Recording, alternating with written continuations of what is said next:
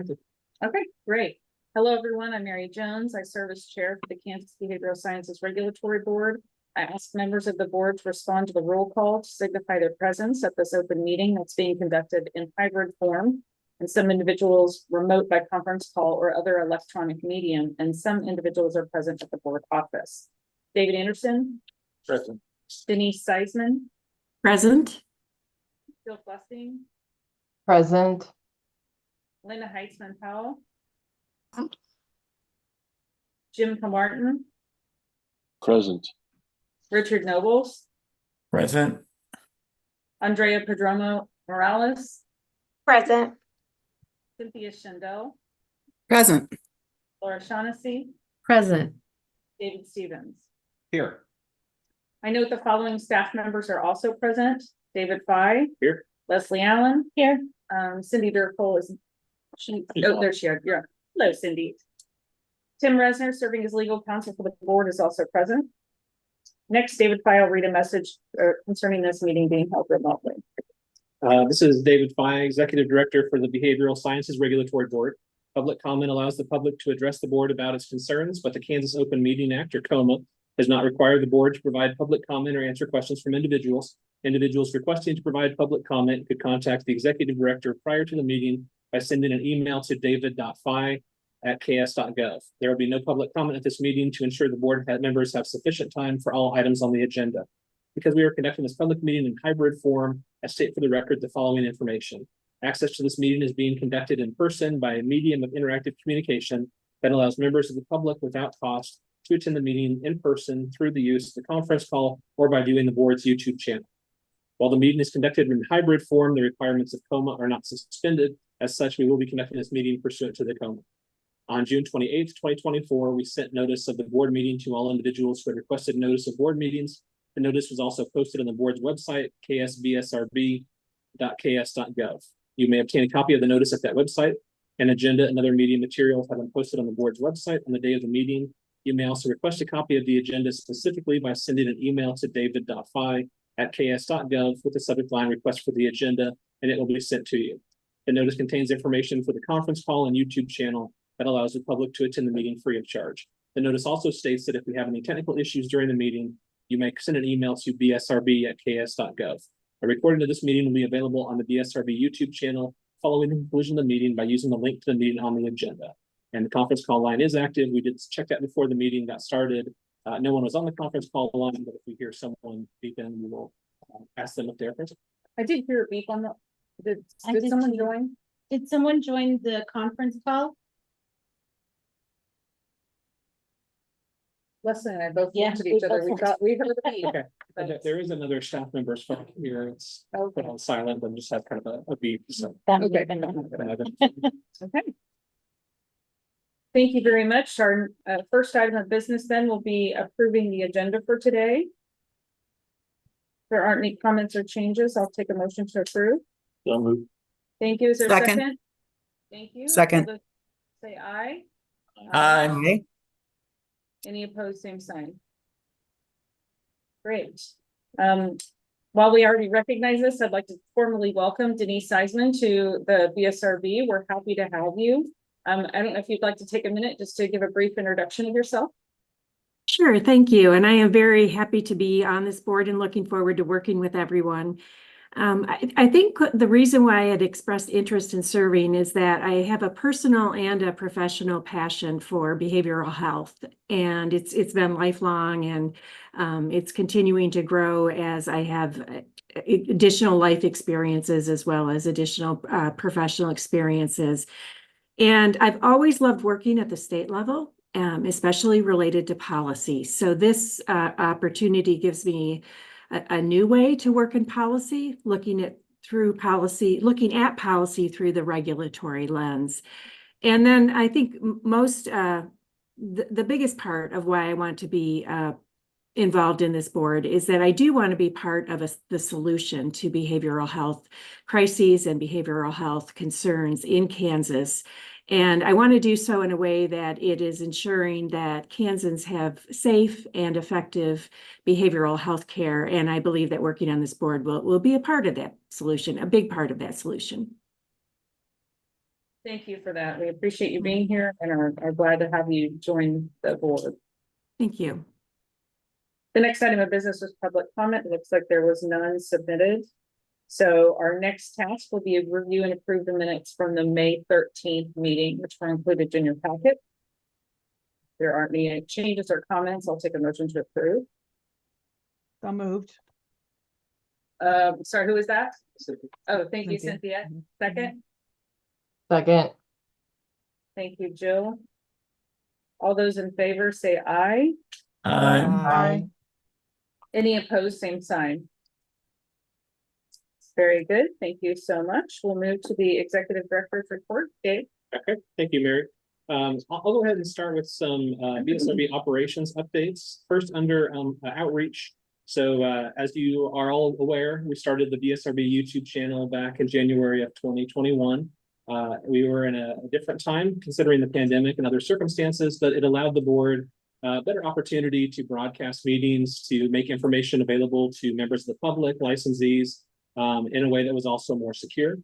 Since that point, we've continued to broadcast all board meetings and advisory committee meetings on the channel, and they've been available afterwards. Over the course of the years, the number of views has risen. Until recently, the number of views for board meetings had climbed to about 80 views per board meeting, which I thought was really positive. And for some of the advisory committees, about maybe 40 views per advisory committee meeting. And in the last month or two, we've seen a significant spike. I don't know that I can really say the reason for this spike. There have been some really good topics covered by the advisory committee and the board, but just to give you some numbers, the master's level psychology advisory committee, the last meeting had over 1,100 views for that advisory committee meeting. And some of the topics that were covered there, we're looking into the topic of AI, but also looking into accreditation of master's level psychology programs. And I know that is a topic, licensing of master's level programs, and even states considering having master's level psychology by one name or another. That is a big topic at the national level. There's some task force looking at maybe coming out with model rules for licensing, but a tremendous number of viewers. Also, for the Addiction Counseling Advisory Committee meeting that just took place recently, there were 270 viewers for that meeting. So one of the big topics that was covered at that meeting was consideration of another student temporary license, this one for students in graduate programs. As you may recall, there was a bill that the board put forward last year that would authorize the creation of student temporary addiction counseling licenses for the undergraduate level. And so that is also a topic that has received a lot of attention, and we've had a number of people apply for that student temporary license. But that is quite a few views for the last board meeting, 281 times. And then some of the other advisory committees more than their normal numbers. The social work advisory committee, that one was also viewed 829 times. So like I said, I don't know that I can fully explain the number of viewers, but for anybody who's watching this broadcast, thank you. We look forward to spreading more information with you. We really want to have a positive outreach effort, and we're happy that more people are following the work of the board. The board has definitely done a lot of work in terms of trying to listen to members of the public, listen to licensees, make really positive changes in terms of things like modernizing the rules for licensure and other statutes and regulations. And so if you have any thoughts or any comments, please feel free to forward them to us. I'm happy to go over them with the board chair and vice chair. But really happy to see a growing number of people following the information and the work of the board. So I wanted to relay that back to you. The next item, the NASHB Behavioral Health Workforce Policy Academy. So I mentioned at the last board meeting that I was contacted by representatives of the Kansas Department for Aging and Disability Services, or KDADS, and also the Board of Regents. They wanted to go ahead and partner with the BSRB to submit a request to be awarded a Work Policy Academy. And if we were awarded that, we would receive some assistance at the national level to have experts assist us with some research and other information about what other states are doing in the area of workforce as it relates to mental health fields. And so we did go ahead and partner with them to submit the application. We were awarded that Policy Academy. Since that point, we've had one meeting with the national representatives, and we've also had a few internal meetings, and those have been really, really productive meetings. I think some of our initial meetings were making sure that we all were on the same page in terms of the priorities we're looking at sort of pipeline level type licensing, and exploring new ways that individuals can get into the mental health fields. Also looking at the requirements for licensure and revisiting those and collecting information. But then also we helped educate each other in terms of where we are in Kansas, in terms of number of licensees and also the need for mental health services. One of our initial conversations was, do we have a decreasing number of licensees in some of these areas? And I can't speak for those outside of the BSRB, but I gave them information about our numbers, which show that our license totals continue to climb and climb and climb. But I think, one of the other comments was the demand for services continues to grow as well. And so to meet the need, we need to kind of look at a lot of these topics. And there were even some further conversations that went into topics like reimbursement for services and things that are maybe outside of the 3 agencies that initially started this, but perhaps we could kind of reach out to other agencies or representatives from other groups to kind of bring more individuals into this. And I think the ultimate goal is maybe to offer something else for the legislature to consider next year. There is an in-person meeting that we will receive assistance from the federal representatives. The problem is that in-person meeting is going to be in Nashville the second Monday of the month in September, which would normally be when our board meeting would occur. So there is an item on the agenda for today as far as finding an alternate date. But I do think representing the agency would be important for me to attend that meeting. So need to kind of work with all of you and find a new date for that meeting. But just wanted to relay those conversations have been really productive, and it's really been really good working with other state agencies as good partners. In terms of other outreach, I will be making a presentation to the Kansas Association of Behavior Analysts later this month on July 25th. So that is something that'll be coming up. Most of that will be focusing on recent changes to statutes that would affect behavior analysts, but also some regulatory work as well.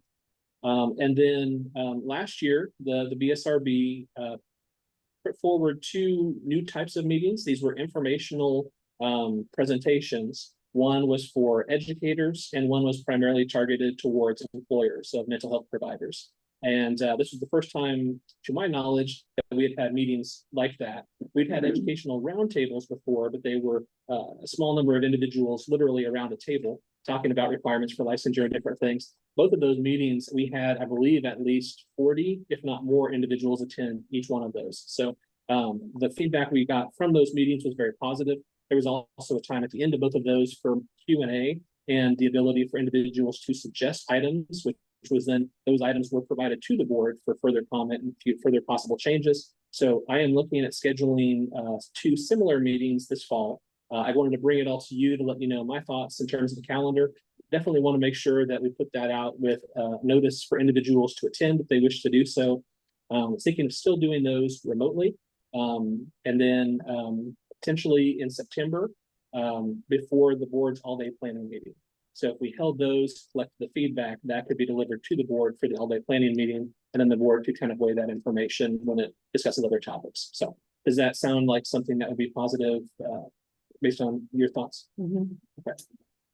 Okay, then I will go ahead and plan that and start looking at available dates based on the BSRB calendar. Just to kind of let you know too, what we did last year.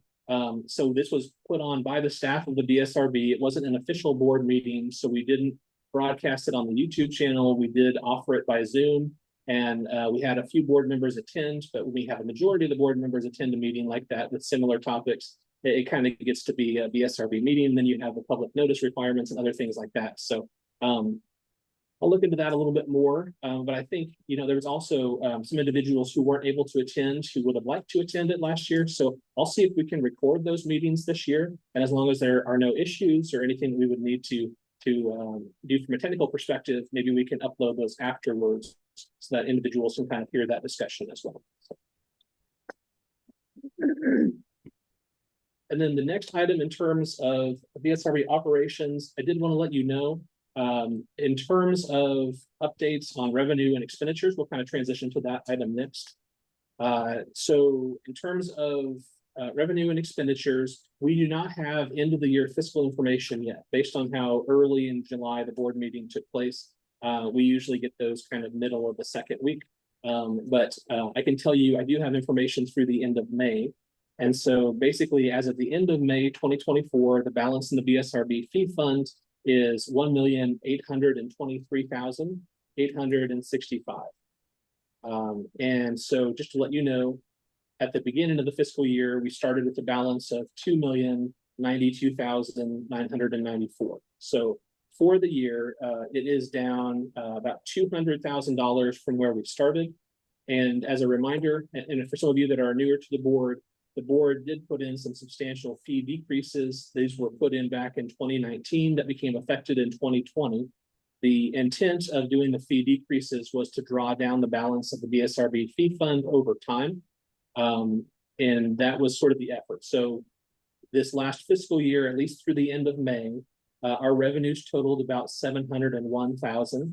And our expenditures totaled about $956,000. So we are spending more money than we're bringing in, but as I mentioned, that's by design. It's a short-term type method to do this till the fee fund balance drops down to a lower amount. Our yearly approved amount that we were approved for was about 1.1 million. And so the legislature has never specifically put out a best practice or a goal for what agency fee fund balances should be. However, there have been some comments that perhaps 1 year of expenditures would be a good balance in the fee fund. So we did go down about 200,000 this year. If that continues in future years, we're looking at maybe in about 5 years, wanting to reevaluate fees to see if there should be sort of an equalizing to make sure that we don't go down too far. So that's kind of where we're at right now. There's a number of other factors that are also in play as it relates to revenue and expenditures. And for some of you that are new too, when I say the fee fund, some larger agencies have many different funds that they collect revenue and then make expenditures from. Since we are a small agency, we have one fund, and all of our revenue is deposited into that fund, and then we make expenditures from that fund. Also, another factor with the BSRB, in Kansas, there is a law that says for all the revenue we collect, we pay the state general fund 10%. And so that goes into essentially whatever the state uses for funding state operations. So we collect revenue, 10% goes to the state general fund, the rest is deposited into the fee fund.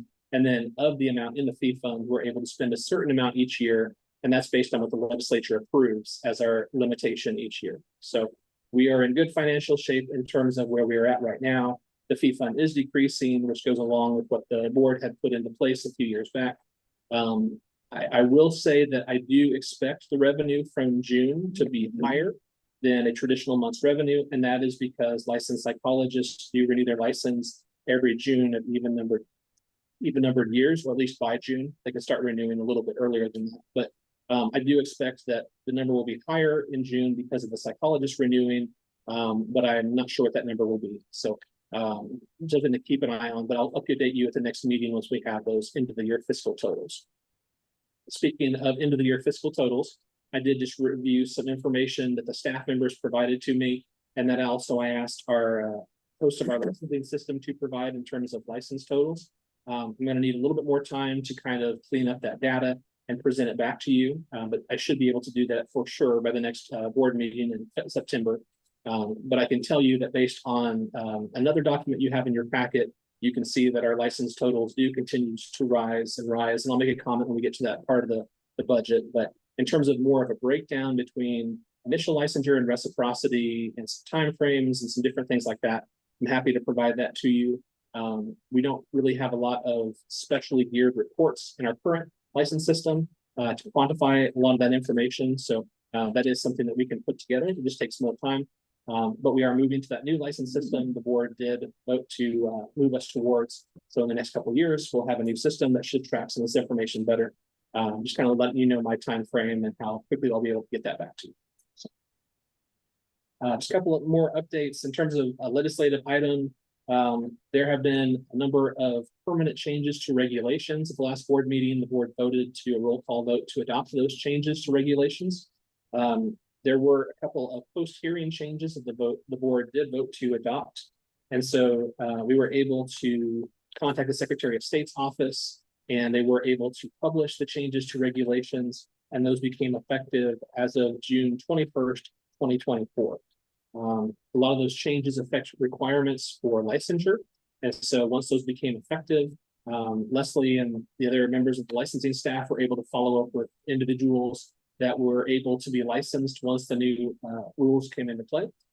So those should help more people going forward meet the requirements for licensure in a lot of helpful ways. But those are in effect now, and part of the outreach we'll be doing for the meeting for educators and also employers. Will also comment on the new rules in place to make sure that they're aware of some of those changes as well.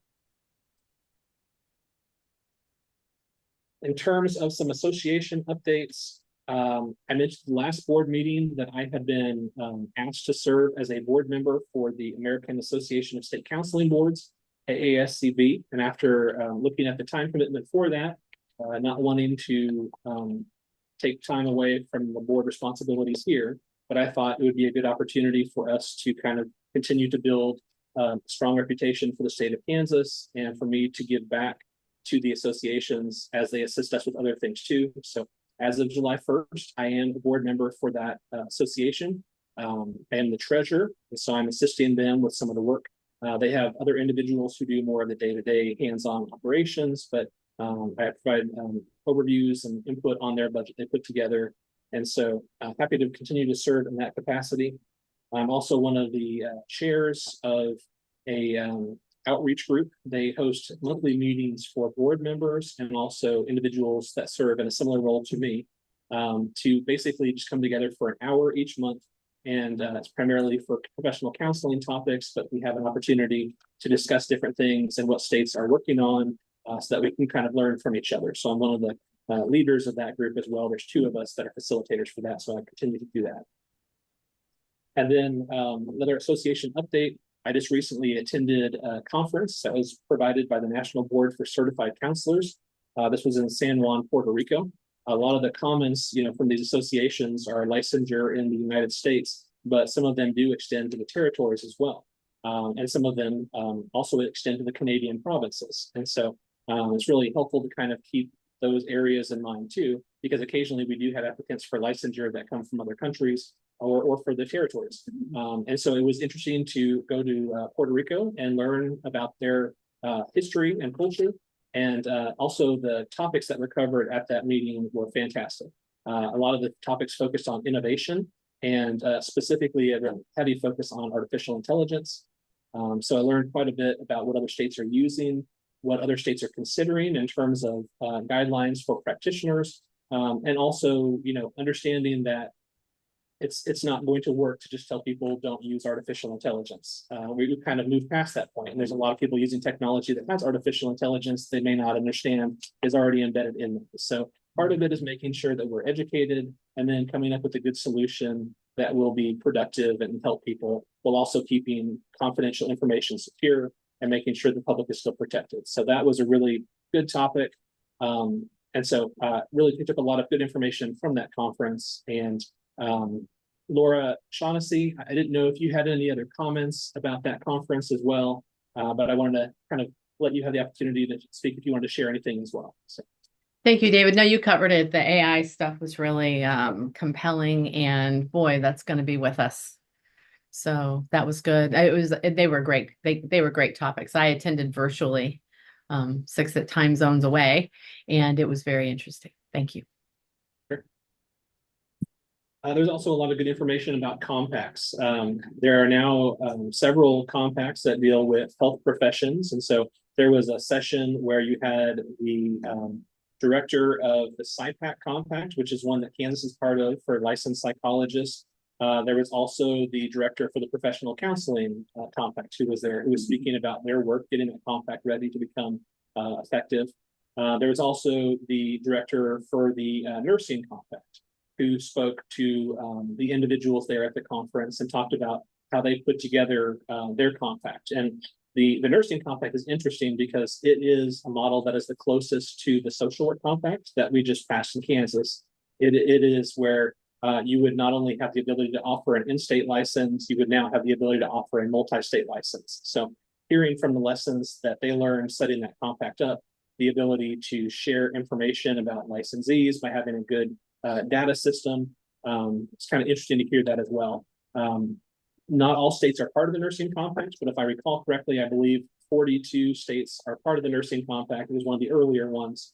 And I believe he said that the individuals who serve as commissioners for that compact out of the 40 or out of the 42, I believe he said about 40 of them were individuals who are executive directors or administrators. And I understand probably why that was the case, to make sure that some of the initial rules were put in place to set up the compact. That is basically what happens when the compacts are passed. You have commissioners that are named from all states, and then those commissioners come together. There's a rules committee, and then they try to figure out what things need to be agreed upon.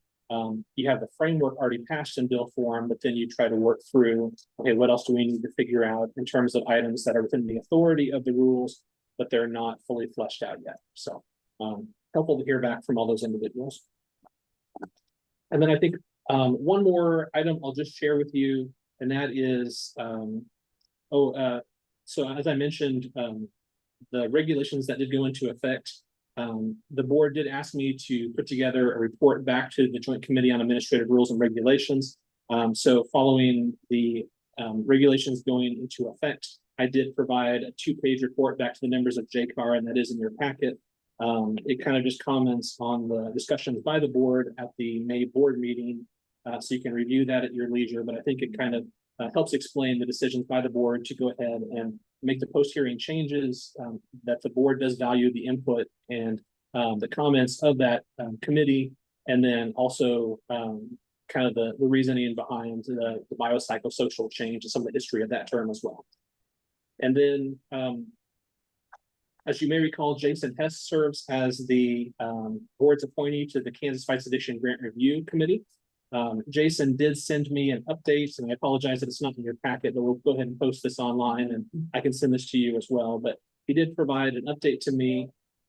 He mentioned that Kansas Fights Addiction Grant Review Board has met since the last board meeting. The last board meeting was on May 13th, I believe. Kansas Fights Addiction Grant Review Board did meet on May 10th. So that was right before the board meeting, but the board moved forward with approving the release of RFPs number 3 and 4, since the Governor Kelly vetoed the use of funds for special legislative projects. And then he also provided an update for the June 14th meeting. The agenda focused primarily on the work needing to be accomplished that would allow for-profit entities to have access to the funds. And Sunflower was tasked by the board to put together a proposed policy and procedure manual specific to this. And then there is an RFP that is set to open on June 17th. And he noted that the next meeting of the Grant Review Committee is going to be on July 12th. And so at the last board meeting, the board did mention it would be nice to have Jason attend a board meeting either virtually or in person once or twice a year. So we'll have that scheduled for him to come and talk to the board at some point within the next year.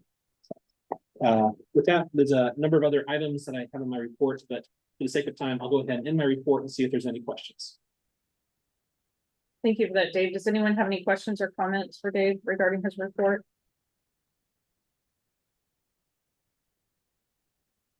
Thank you. Busy and thorough as always. I appreciate that. Okay, we'll go to staff reports next. I do not have any. Mine is on the agenda later. Okay. And Mary, I'll just point out, I usually just refer to our historical table of permanent licenses, July 2015 to current. One thing I will highlight here in terms of the professions, I mentioned that psychologists renew their licenses in June of even numbered years. And so if you look at the top line of that table, you'll see LP, which is for licensed psychologists, and you'll see a pretty steep drop from May 2024 of 1,106 to July of 24 of 985.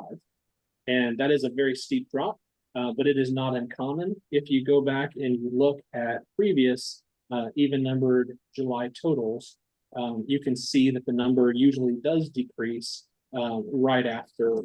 And in previous years, I don't provide that every second month just for the sake of having a super long chart.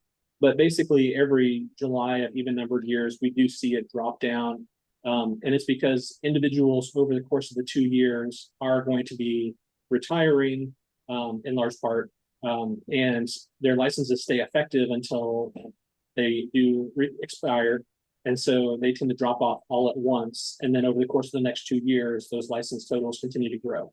Now, what I have asked for from our licensing provider, the database, is a list of all the expired licenses by profession. What I'd like to do is I'd like to dig into the data. Part of it is to see how many years practitioners have practiced with the licenses. So are we seeing individuals who have practiced for a number of years that are reaching retirement age and that's why they're dropping off? Or are we seeing individuals who practice for just a few years and they're dropping off because of burnout or one reason or another? For psychology, I'd also like to take a look at the individuals practicing under SIPAC who have a home state outside of Kansas. So that way we can compare and see how many of the individuals who did not renew their license did not renew them because they're practicing under SIPAC authority versus getting a license in Kansas or renewing a license. So don't have that data, but that is what I'm going to be looking for. But I do want to highlight that even with the number dropping by over 120, basically, the overall total number of licenses still continued to go up. Between May and July, it went from 15,648 to 15,694. So even with the decrease of over 120 psychologists, the overall total numbers still continue to rise. So I think that's a really positive thing. I think you'll see a much higher number rising after we get past that month where the psychologist dropped off. So just kind of wanted to highlight those things for you. I have a question, Dave, about, do we have demographic data on the number of kind of people in each of these groups, age-wise, and just curious whether we're approaching a bubble of baby boomers who will be retiring and how much of a percentage they make up of the currently licensed. Yeah, that's a good question. We don't post that data. I believe that some of that is with the Department for Health and Environment. So KDHE does host our demographic data when people renew. But we do have some information that in terms of the license numbers, that can tell us how long people have been practicing. And it doesn't necessarily go with the age of the practitioner, but that is one way that we could measure to see how long people have been practicing, to see, based on our total license numbers, do we have a lot who've been practicing for over 20 years. In terms of more information about age of practitioner, I don't think we have access to that. And I'm not sure that's something we could get from KDHE, but I don't think we have it readily available. Yeah, I think it's kind of an interesting thought. I mean, certainly, in my experience with doing some adjunct faculty work, I think there are a lot of people who return as later to life as adults, adult learners to change professions. So I don't know if years of practice is going to be as valuable as age, just because of that factor. So there's some interesting thoughts in there. I've seen some articles that other professions are concerned about the percentage of people in the profession who will be moving into kind of retirement phase and the impact of that's going to be. Not only that, but kind of where they're located. Obviously, rural frontier areas being a big part of it. I wonder too, I don't know how you track this information, but do you have information on the number of community-based licenses that have been issued? And are we tracking those? Yes, Okay. so this is permanent licenses, so we don't list the temporary licenses. But I'm happy to bring that back in terms of the number of temporary licenses we have. And community-based licenses are kind of an alternative to the temporary licenses. And then we also have now those new student temporary addiction counseling type licenses. And I can pull those numbers. So yeah, I'll bring that back. Great. I just think it'd be helpful as we created these other pathways to see what that is looking like from licensees in Kansas. Yeah, I did pull the numbers. I want to say either for the last addiction counseling advisory committee in terms of the new student temporary licenses. And I think we had about 30, somewhere around 30 to 40. Not all the people who had received that license still have it. I think there was at least one person who had already taken advantage of that license and then moved on to a permanent license because they finished their coursework. but I don't recall the numbers for the others, but I can get those and bring back one. Great, thank you. Any other questions or comments? Oh, I guess I'll just comment one more thing too. For SIPAC, we are still waiting to get data. That compact primarily focuses on telehealth. So you are able to do telehealth services. You can apply to the SIPAC commission as long as you have a license in your home state. You can apply to the SIPAC commission to do telehealth in other compact states. And so we know that there are people in other states providing services into Kansas using telehealth. We just don't know how many. And that is something that when they asked them to renew their SIPAC membership, basically starting last fall, they were going to start collecting that of having people report what states are you practicing into, because that's not listed in their portal. So that is something we can't really fit on here because it's not one of our permanent licenses, but we want to kind of show people, yes, we have lost some permanent licensees because of SIPAC, but the number of people providing services into Kansas, I would suspect, are higher than the number of licensees that we have lost. So, like I said, I don't have that data. I assume that that is the case, but won't have that data. Maybe, hopefully, sometime this fall, I'll have that and I can report to you. So, Great. Any other questions or comments for Dave? Okay, we'll move into the professions reports and we will start with licensed psychology. We met on June. Oh boy, I should have that written down. Dave, what day did we meet last month? I can. it was the second Tuesday in June, and Oh, Richard, the 11th. Yeah, Richard, I'm sorry, I'm gonna back up because I went ahead of myself in the agenda, so. Thank you, David, for pointing that out to me. If I'm you can find the date, we'll come back to you. Because I skipped over the very valuable complaint review committee report. So Cindy. You have information regarding complaints and investigations. I'd like to point out one data point to you. The fiscal year 2024 just ended.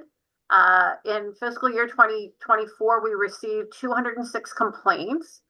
This is consistent with recent years, excluding fiscal year 2020, which was a COVID year.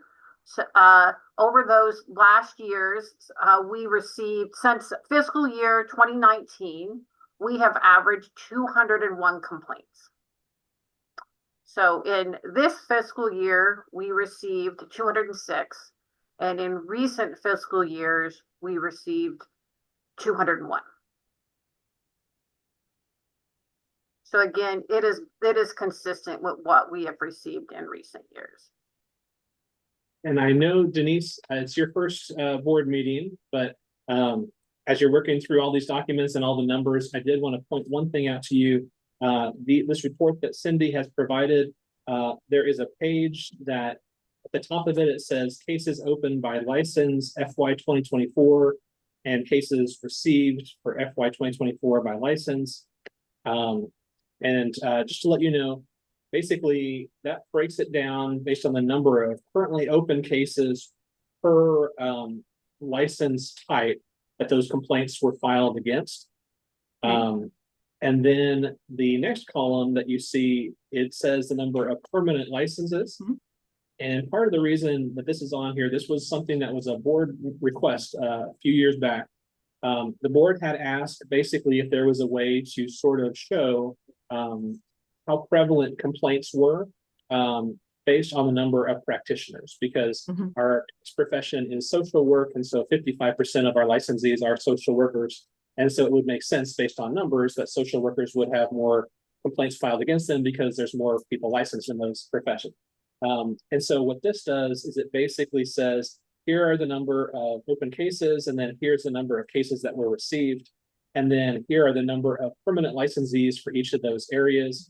And so when you kind of, make it equivalent to the number of licensees, that last column, RAVs per licensees, tries to show which of the professions is more likely to have a complaint filed against them relative to the size of their group. So you can kind of see that number there. So the larger the number that means the more complaints are being filed against that profession, at least for the current time period. Thank you. That makes sense. Other questions or comments?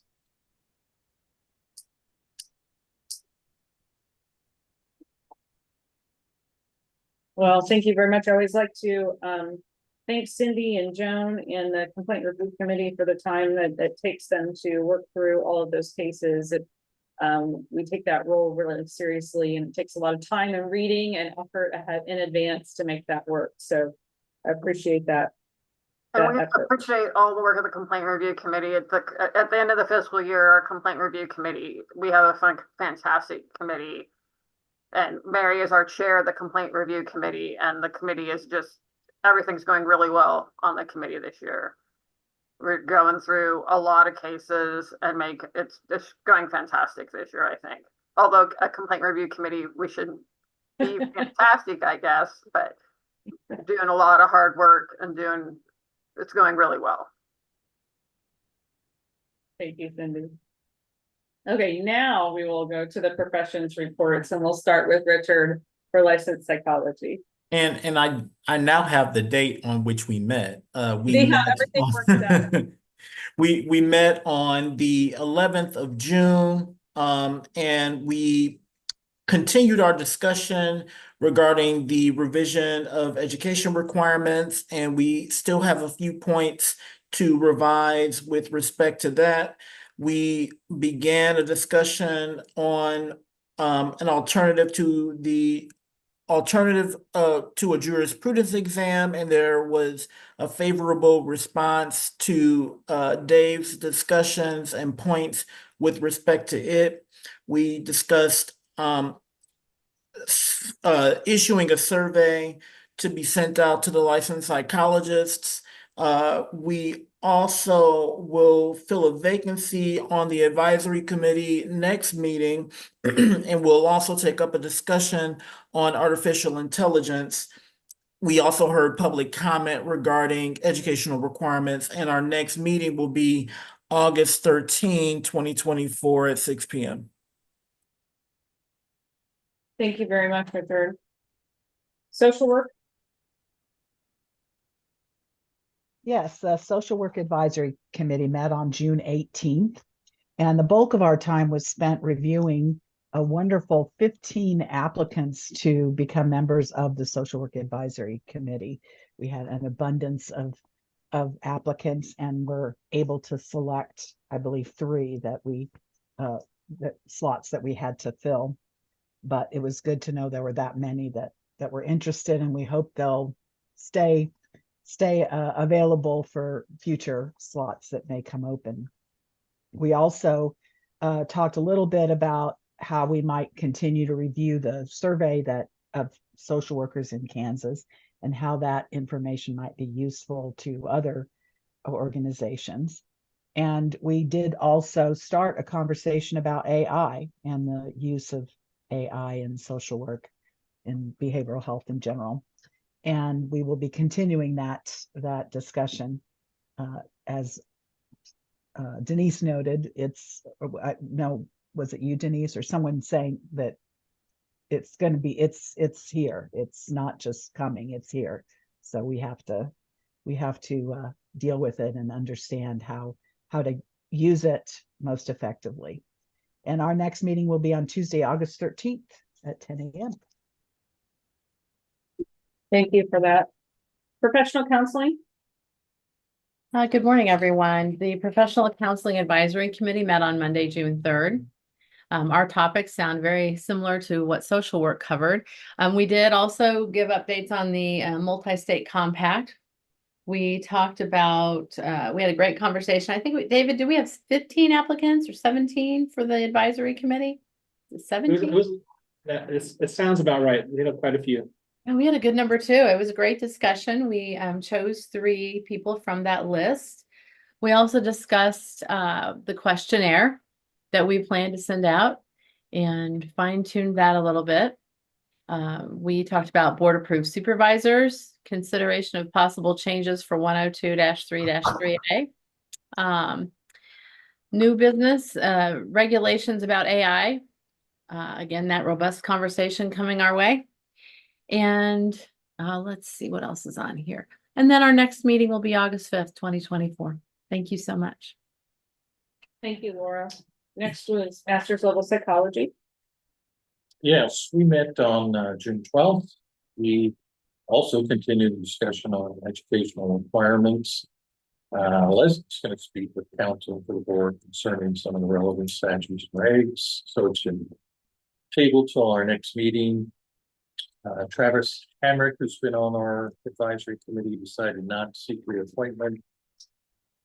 Thank them for their service, and we have 2 people we're recommending for adding to our advisory committee. We continue discussion APA accreditation of master's level programs, and Brooke Mann from Fort Worth State University is going to join our advisory committee at our next meeting to talk about this. She's actually playing a role in helping do some of the reviews of the initial programs we've sought that accreditation. So we think she'll be really helpful for us understanding what that might look like. We too talk about possible surveys for licensees and educators. Dave's going to draft some questions for the group to look at our next meeting. We also started talking about regulations of artificial intelligence. Dave also recommended that the committee take a look at the new BSRB website and come back and provide a little feedback on that. Our next meeting will be Wednesday, August 7th. Thank you. Marriage and Family Therapy Advisory Committee met June 14th. Again, some similar topics discussed were the educational requirements for licensure, and also continuing to talk about potential survey questions for licensees, and we'll have more information at the next meeting. We did review advisory committee membership, and we recommended 2 people for membership on the advisory committee. We also discussed artificial intelligence regulations and coming up with some type of language about marriage and family therapy for the website, helping inform the public of the differences between professions, and then discuss some potential topics for 2024. We did acknowledge 3 outgoing advisory committee members. Those are Jervine Coleman, John Fleeker, and James Scarby. We thank them for their service during that meeting. Our next meeting is August 16th at 1 p.m. Addiction counseling is next. The Addiction Counselor Advisory Committee met on June 4th. I'm going to echo a lot of what other folks said they discussed in their committee meetings. We had 19 applicants for 3 vacancies on the Addiction Counselor Advisory Committee. There were so many applicants that we discussed applications, but we tabled it to our next meeting where we will nominate new members after all of those applications are a little bit more thoroughly reviewed. We also discussed sending a questionnaire to addiction counselors in Kansas. We had a very positive and robust conversation and public comment from James Childers regarding the possibility of a student master's level temporary addictions counselor license in Kansas.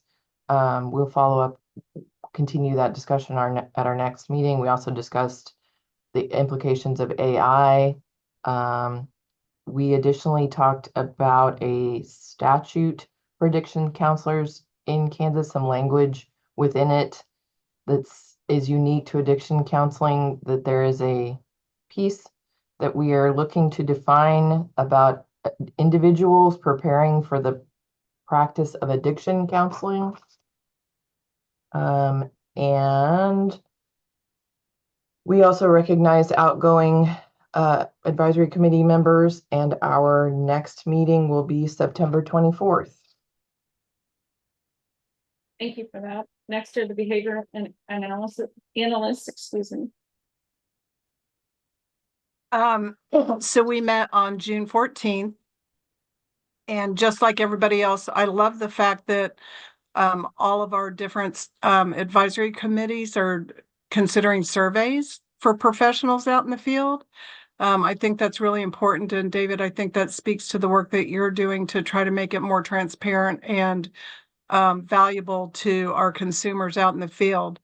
We were interested in, because our field, we came from a national credentialing program, BCBA's Board Certified Behavior Analysts. Prior to licensing, that credential was a national credential.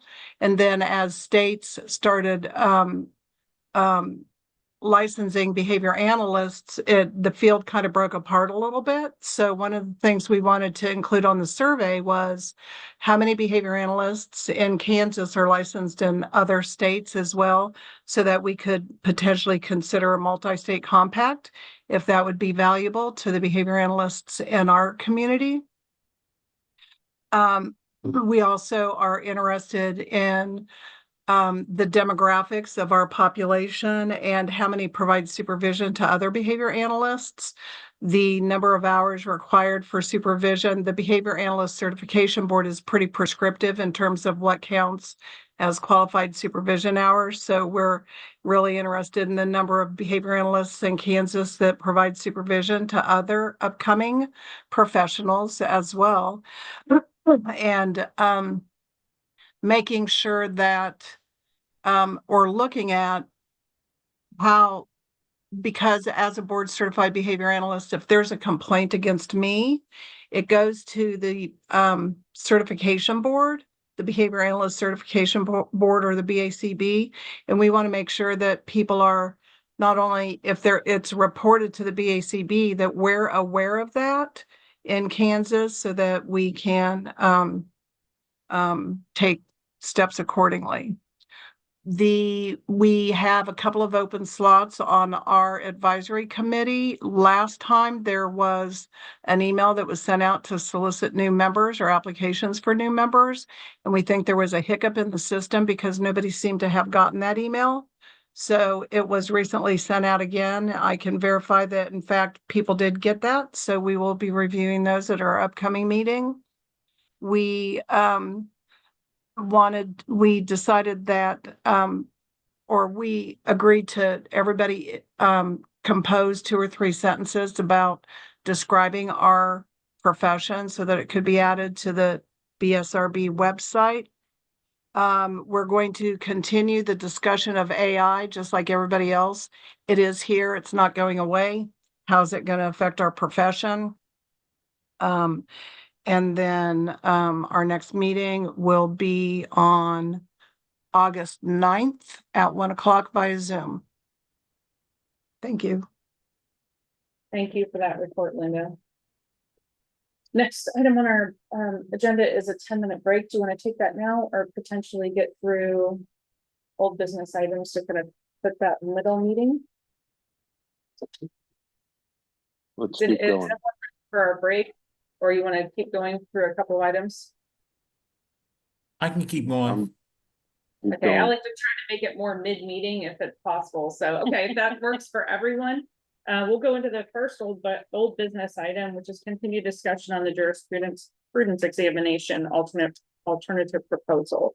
Okay, and at the last meeting, I reported that I had been able to speak to most of the advisory committees about an alternative proposal to requiring a jurisprudence examination for a fee. And the alternate proposal was that this could be an area where maybe the BSRB could develop something to essentially help licensees. And we might be able to do it in a way that would not cost our licensees anything. We could make it optional, but incentivize it by doing a webinar for an hour and awards continuing education and credit for individuals, and have one specific to each of the professions. Maybe do those live and do them quarterly for about an hour. And really kind of do it in a way that would be a way for licensees to kind of buy in on their own versus us requiring. This is different than what any other state is doing. So it will take some work and it'll take a creative approach, but I think we can make it happen.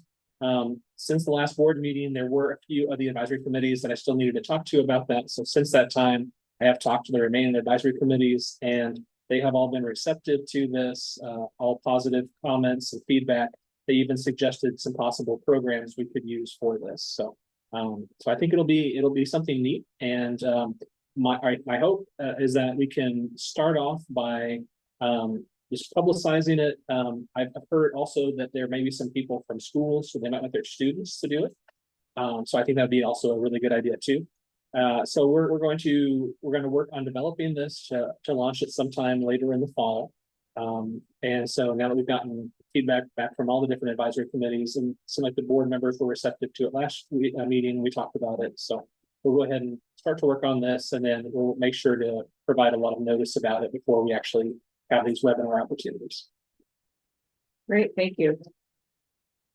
The next item was a discussion on draft language from the Behavior Analyst Advisory Committee on location of practitioner. Yeah, and so at the last board meeting, there were 3 different regulations to be reviewed and approved by the board. 2 of them dealt with topics specific to the Behavior Analyst Advisory Committee. There was one last item, and then I apologize with everything else going on. This was not something I had an opportunity to work with to go through with Tim. I just want to make sure the language in that regulation is going to be appropriate to make sure we accomplish the goal of basically saying we're going to be looking at the location of the practitioner, so that if there's a question about is this person able to practice in Kansas, the other professions have a regulation that says we look to the location of the client.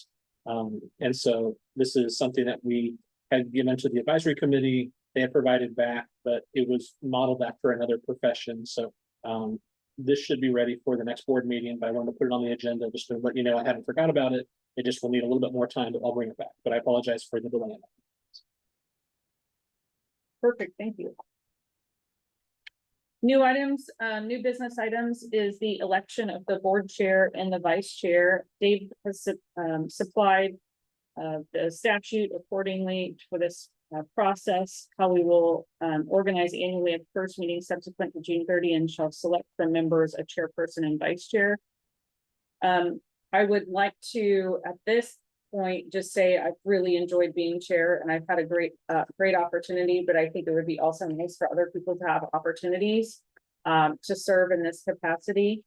And so I am putting forth a nomination of Dave Anderson for board chair. I would also like to put up a nomination for Laura Shaughnessy as vice chair, and I'll open the floor for any other nominations. And maybe we should take these one at a time. Sure, yes, absolutely. Yeah. And just to kind of clarify too, Mary and I talked about this just before the meeting, that just as a mechanic, as a technical rule, the way the board has generally done this in the past is if the election takes place during the meeting, it waits until the meeting is concluded before the new chair would take over as chair of the board. So Mary would still continue to facilitate this meeting as chair through the end of the meeting, and then we'd work on the transition to whoever the new chair may be. So. Thanks, I appreciate that clarification. So we'll start with the first one, which is the election of the board chair. I have put forth a nomination of Dave Anderson. Are there any other nominations on the floor?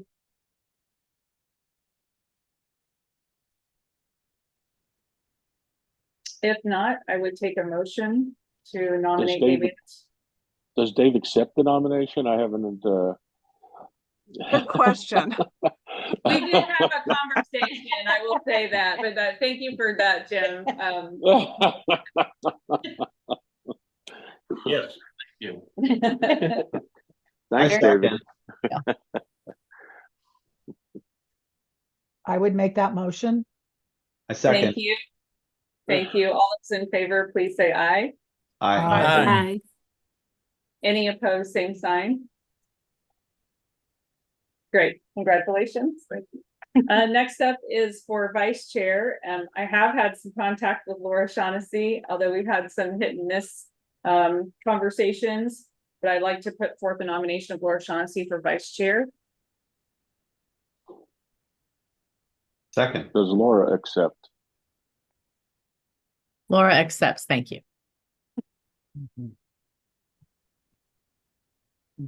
So I had a motion from Dave, or I guess actually, I made the motion and then David seconded the motion. All those in favor, please say aye. Aye. Aye. Any opposed, same sign. Congratulations, Laura. Mhm. Thank to you have so you. much. Thank you.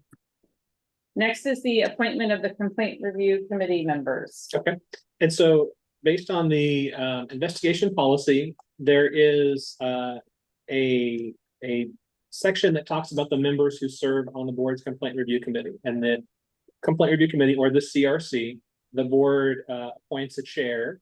Or actually, the board chair appoints the chair of the complaint review committee, and then appoints the members to the complaint review committee. And based on the language in that investigation policy, members of the CRC serve 2 fiscal year terms. And I was looking back at the minutes to see, and it looks like all the members of the CRC are currently up to be reappointed to the complaint review committee. I did reach out to Donna, who is not here at the meeting, but she did mention that she would like to be reappointed to continue to serve on the complaint review committee. And I have talked with Jim, and Jim indicated that he would be up for continuing to serve on the complaint review committee if he was appointed. And I believe, Mary, you mentioned that you would like to continue to serve on the complaint review committee, and you are currently chair, and you would like to continue in that role. Yes. And I apologize, Richard and Andrea, you also serve as members of the complaint review committee. And the investigation policy does mention that you would need to have a licensed psychologist and also a social worker on the complaint review committee. So if you would like to continue to serve on the complaint review committee, you are able to do that. If not, there is another psychologist and another social worker on the board, so there is an opportunity for someone else to serve in that capacity. So maybe you could just kind of share your thoughts on if you'd like to continue to serve on the complaint review committee, or just have a discussion now. So. Yes, I'd like to stay on, unless Linda would like to serve on the CRC, but I enjoy the work that that we've done. Richard, I will defer to you at this point. So thank you for considering me, but I think you're the best member at this point. So I will stay on the CRC. Okay. And Andrea, do you have any thoughts on continuing to serve on the complaint review committee? Or yeah, I thank you for asking. I'm also happy to stay on, but I don't know what Cynthia's thoughts are about that. I'm fine with you continuing. You have the experience and know what you're doing. So I appreciate your willingness to continue to serve. Thank you, Cynthia. All right, I am happy to continue. Okay. And generally these are appointments by the board chair. So if you want, you could just go ahead and reappoint those 5 members, and you could appoint yourself as chair for the next 2 fiscal years. And that is exactly what I'll do. I will reappoint myself as chair of the complaint review committee, and all current members for the next 2-year term on the complaint review committee. That's great. Okay. The next item is the appointment of Denise. Sorry, Seisman. just a quick question. So I think I'm just on my first year on that committee. Is that right? Did you say it's a 2-year term, David? Because I think I'm on the complaint review committee. Maybe I'm misunderstanding. No, I think you're thinking about the CAPA meetings. Oh, that's what I was thinking of. Sorry. Yeah. So all board members are asked to serve on those, but yeah, the complaint review committee would be the different group of the 5 board members. Okay, great. Thanks. Excellent. Okay, so next is the appointment of Denise Seisman as public member of the Addictions Counseling Advisory Committee and the Behavior Analyst Advisory Committee. So Denise, you're hereby appointed to those committees. Thank you. We have appointments of new advisory committee members for marriage and family therapy. That is Betsy Henderson and Diane Seibel. For master's level psychology, Ginger Hill and Sarah McMillan. For professional counseling, Samantha Holloway, Masha Matsui, Amanda Wade. And for social work advisory committee, Jasmine Cohen Young, Yolanda Johnson, and Christy Sanders. Next item is appointment of the board members to hearing panels for the addiction counseling licenses. Okay. And so this is something the board went ahead and set into place about a year ago. When there's an individual who is denied for licensure or is granted licensure with conditions, that individual receives an order from the legal counsel for the board, just explaining the board's decision, the legal authority, and then giving them the opportunity to request a hearing. So we have had 2 individuals who have requested hearings. One of those was someone applying for an addiction counseling license, and one was applying for a professional counseling license. And what the board had determined is, instead of having the entire board meet to hear those types of hearings, the board wanted to delegate that to a 5-member hearing panel. The board did indicate that there should be the board member for that profession if one was on the board.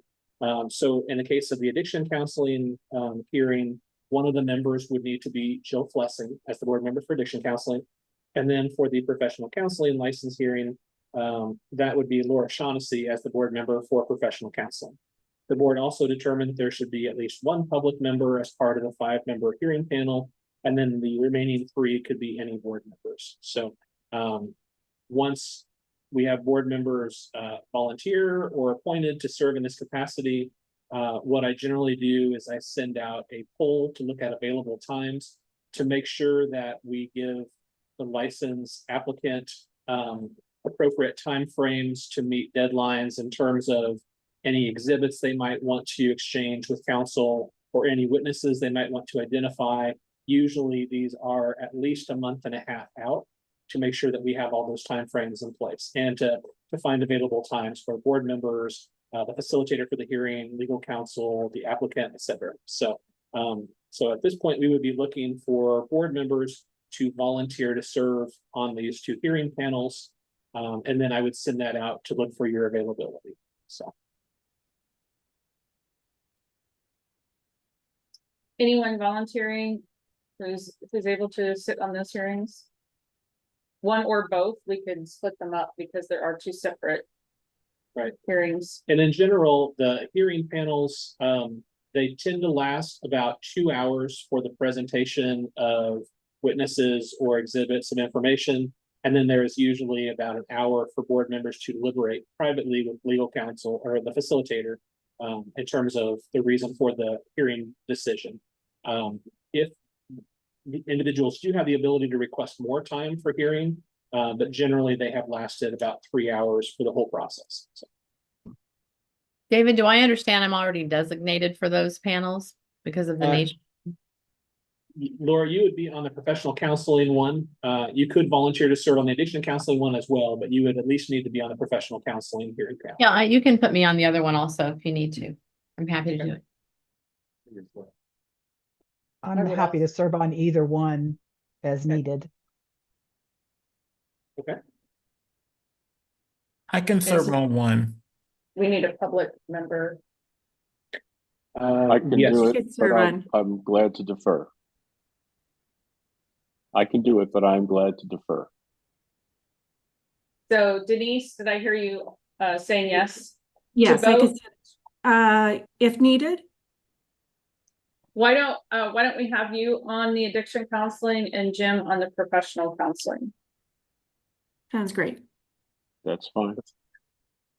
Okay. Okay. Then yes, the individuals on the hearing panels, as far as I have down, would be Jill Flessing and Laura Shaughnessy, Denise, Jim, Mary, Dave, Cynthia, Richard, and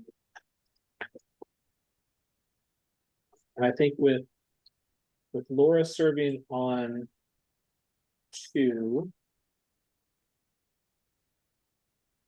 I think we need one more individual to volunteer, or just let me know if you want to serve on both versus just one. I'm David. happy to help as well if Okay. needed. Okay. Well, I will put you down as well, Andre. Great, okay. The next is the appointment of Commissioner to Social Work Multi-State Compact. Okay, so in your packet of material, you see a handout that is from the Social Work Licensing Compact. As we talked about earlier this year at past meetings, the state did enact, they did pass the bill on the Social Work Compact. We were state number 7, and that is the minimum needed for the Rules Committee to start to meet. So we were contacted by the facilitators of that compact, who sent information that said they want to start to get together a meeting of the compact commissioners. The first meeting would be on September 17th to start to establish bylaw committees and take first steps towards implementing a shared licensure data system. They did say, as part of the social work compact, your state's social work regulatory authority must appoint a representative to serve as your state's commissioner on a social work compact. They did say the representatives that can serve as commissioners should be limited to a current member of the state licensing authority at the time of the appointment, who is a regulated social worker or public member of the state licensing authority, or an administrator of the state licensing authority or their designee. They did provide a few items to look at, including availability of the representative, ongoing participation, knowledge of state statutes, regulations, and compact legislation, and any potential conflict of interest. And they said, basically, they're looking for all states to go ahead and appoint a commissioner for the states, communicate that back to them, and then they will provide information in terms of that meeting on September 17th. One item that I did share earlier today, this social work compact is similar to the nursing compact in that it does provide a multi-state model. And so I do think there were 40 of the 42 representatives that were administrators, I think, that are serving for the commissioners for that social work compact. So it could be a board member, or it could be someone in my role as the commissioner for this compact. I currently serve as the commissioner for the SIPAC compact, and Laura Shaughnessy serves as the commissioner for the professional counseling compact. So I just kind of wanted to open this up for the board to have a conversation about if you would like me to serve as the commissioner for this compact, I'm happy to do so. I think I could kind of bring a different voice given my background and the fact that I have a law degree and law license. That is helpful sometimes from a technical perspective. It also may be helpful to have someone in my capacity setting up the rules. And then once the compact is established, I don't mind stepping aside for someone else to serve in this capacity, but it may be helpful from the beginning to have someone in my position. Although I do know, since I already serve as commissioner for the SIPAC compact, if the board would like me to go ahead and start to transition someone else to be commissioner for that, I know we have two really good licensed psychologists on the board. I think either one of them, if they're interested, would make a good commissioner for the SIPAC compact. And since that one has already been established and has been functional since, I believe, at least 2020, it is functioning very smoothly. So, but then again, if you would like to have someone else appointed as a commissioner from the board, that is perfectly fine, and I will do whatever I can to help them in their role as commissioner. So just kind of wanted to explain my thought process, provide some of that to you, but ultimately, I want to help the board with what you think is best. And so I want to kind of open that up for discussion from all of you. David, from the letter and what you outlined, it appears that it will be a fair amount of time. So I just want to, I personally would appreciate you serving in this first term, but I just want to make sure that you feel like you have the capacity with all the other roles that you're filling for us on these other boards and commissions. Yeah, and I that is something that I did look at, and that is, I think, why it may make sense to kind of help someone transition into the role as the new commissioner for the SIPAC compact. Looking at kind of the calendar for the social work one, I don't think that will be a conflict. Looking at kind of what's already on my calendar, I can attend the meeting on the 17th, and I should be able to attend remote meetings. So I think that will be okay. But given that I'm already commissioner for another compact, I think it would be, too much if I was, now then again, I would do whatever the board want me to do, but if I was commissioner for all the compacts, that would be a lot of hats to wear in addition to the other responsibilities from the association. So, Sure. I mean, my opinion is similar, Cynthia, in that I think that this is such a pivotal piece of legislation that was passed. And the opportunity to really set the tone nationally for this, I certainly, my opinion would be that you would be best served and serving in that role. just with your experience and background and your work on previous contacts, so that you have that fund of knowledge coming in. That would be my thought. Separately, I think we agree. could think about the next meeting, maybe talking about transition, unless you feel right now you need the board to take action on the other piece about SIPAC. No, I'd be happy to kind of, there's the mid-year meeting coming up for SIPAC. It's a remote meeting, so that shouldn't be any issue. And I'm happy to kind of talk to the 2 licensed psychologists on the board to gauge their interest and kind of give them an idea of what kind of time commitment that would be. But I do think, just to make sure that if the board would like me to serve as a commissioner for the social work one, that would probably be something I would recommend, is just trying to transition that to a board member for psychology, just to make sure that, I definitely don't want to overcommit myself, because I wouldn't want to shortchange the compact or the board in terms of setting this. But I do think, there's some things that some individuals may not think about concerning some of the issues involved with creating these compacts. I had some conversations with the professional counselors at the last compact, at the last association meeting for the National Board for Certified Counselors. And there was a couple of just different little polls that we were kind of talking about. And I think there may be some additional rules, or at least clarifications, to address some of those concerns. And so I think I could add some value to this.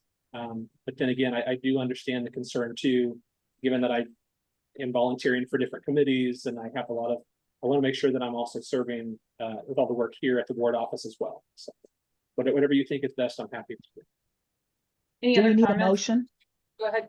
No, I just have to make the appointment. I just want to know Okay. if there's comments or discussion from the board.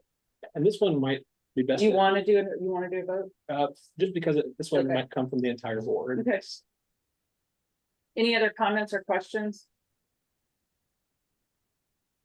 Are you looking for a motion? I will now, if there aren't any other discussion points. I make the motion that the board approve and appoint David Fye as representative of the state of Kansas to the Social Work Compact. I effective second. I today. second. Okay, we'll take Cindy for a second. All those in favor say aye. Aye. Aye. Aye. Any opposed, same sign. Thank you. And then we'll put an item on the agenda for next board meeting to discuss SIPAC commissioner appointment as well.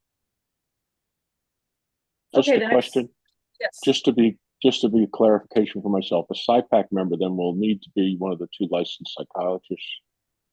Correct. Okay, so you guys get card game going, flip the cards, see who wins, who loses.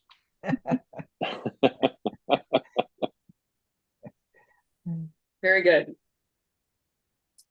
Okay, we'll review the language of the advisory committee policy based on board action from May 13th, 2024. So at the last board meeting, there was discussion about, was the board interested in changing the advisory committee policy concerning how many terms advisory committee members could serve? The language before said advisory committee members would serve 2-year terms, and they could be reappointed to serve 4 terms total for a maximum length of service of 8 years. But there were individuals who had served on the advisory committees who still would like to continue to serve. And it was sort of a balance between wanting to provide opportunities for those individuals with all that knowledge and experience to still help out if they were interested in doing so, while also making sure there was opportunity for new individuals to come on the advisory committees as well. So after some discussion, what the board decided to do was to say, if you have served 4 terms on an advisory committee, you would need to step away for at least a 2-year gap in service. But after a 2-year gap in service, you would be eligible to be appointed back to the advisory committee. You just have to apply like everyone else. And if you were appointed back to the advisory committee, you could serve 4 additional terms. So it's a maximum length of service of 16 years, but you would have to have at least a gap in service after the 4th term. So in your packet, I provided to you a copy of the advisory committee policy with sort of the marked up sections. So the language that would be struck is in red, and the new language would be in yellow. And the reason it's a little bit longer, the advisory committee policy, it includes some language but it did not specifically reference which items referred to non-board members on the advisory committee versus board members on the advisory committee. So I tried to add a little bit of clarifying language there too. For example, it talks about that the chair will be the board member for that profession if one is appointed to the board. And then it talks about there will be a public board member. And then it says that the remaining board members. So now it clarifies those are the non-board members on the advisory committee. That's where you have the minimum of 3 and the maximum of 10. And then it also says that the term for non-board advisory committee members will be 2 years because board members serve terms of 4 years. So they might serve on the advisory committee for 4 years. So it just kind of clarifies that. And then it kind of says any non-board members completing a 4th term on the advisory committee must cease serving on the advisory committee for at least 2 years. After 2 years following the 4th term, a non-board member is eligible to be appointed to serve on the advisory committee again for up to 4 additional terms for maximum service in the advisory committee as a non-board member of 16 years. So it also kind of clarifies that should you have an advisory committee member that would then become a board member later, we're really talking about time on the advisory committee as a non-board member, separate from any time on the advisory committee as a board member. And then the last part that talks about the discussion of appointing or making recommendations to the advisory committee, those recommendations are just for the non-board members. The board members who serve are appointed by the chair. So I just wanted to clarify that under the selection section, that refers to the non-board advisory committee members versus other advisory committee members. So you don't need to take any action. I just kind of wanted you to take a look at this to see if you have any questions. And if there's no questions, we'll just go ahead. This is a policy and you already kind of voted at the last meeting to go ahead and put it forward by consensus. So you don't need to vote on it again. I just wanted you to see it and then it'll be reflected under the resources section on the website, unless there's any questions or concerns. One question. So if somebody did 16 years with the 2-year break in the middle of the 2 8 years and then got appointed to the board and served 2 terms on the board, then they would have an additional 8 years of being on the advisory committee. Yes. So this for a total of 24 years potentially. Potentially, yes, that's correct. Yeah. Okay. So the new language just refers to individuals serving in that capacity as non-board members on the advisory committee. But if board members are appointed to advisory committees by the chair, they're not limited to the same rules that would go to the non-board members.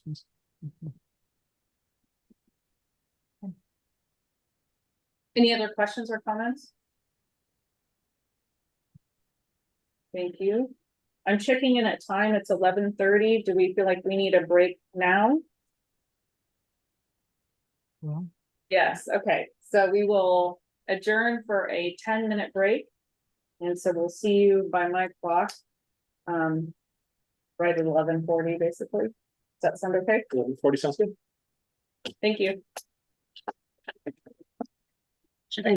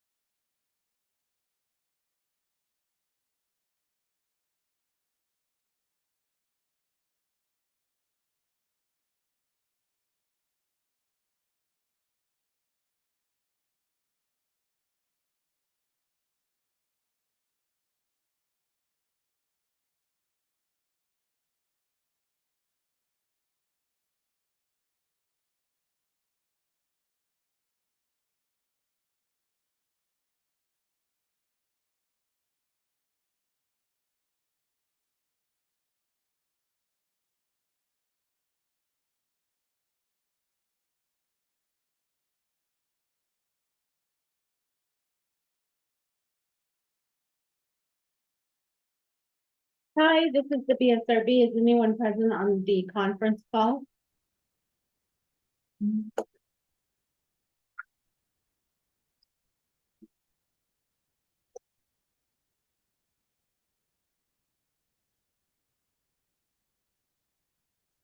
Okay, it is 11:40. I see we're welcoming back our board members who are on Zoom or online.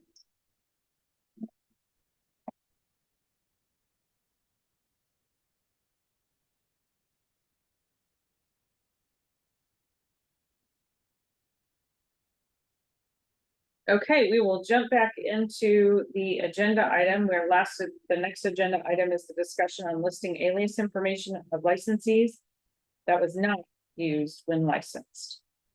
Okay, so I'll go ahead and open this up. So basically on the BSRB website, there is a license verification portal. And if you are someone who wants to see if someone is currently licensed, you can type in their name or their license number. You can also check to see how many individuals we have that are licensed of a certain license type. And it will provide certain information concerning their name. It will also show any information in terms of aliases that person has gone by. And that is something we routinely ask for when people apply for licensure. Part of the reason we list it there is a matter of public protection. When you have an individual who has been practicing and let's say they get married or for another reason change their name, there's no statute of limitations on how long someone can file a complaint against a practitioner.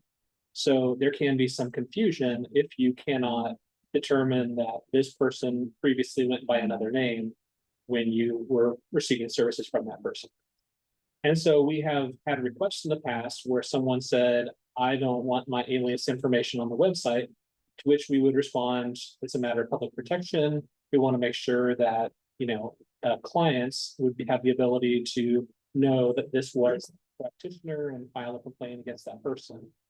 However, recently there have been a couple scenarios that have come up, and I wanted to bring it to the board's attention to kind of get your thoughts to see if perhaps we might have a policy that might be just sort of a little exception to this.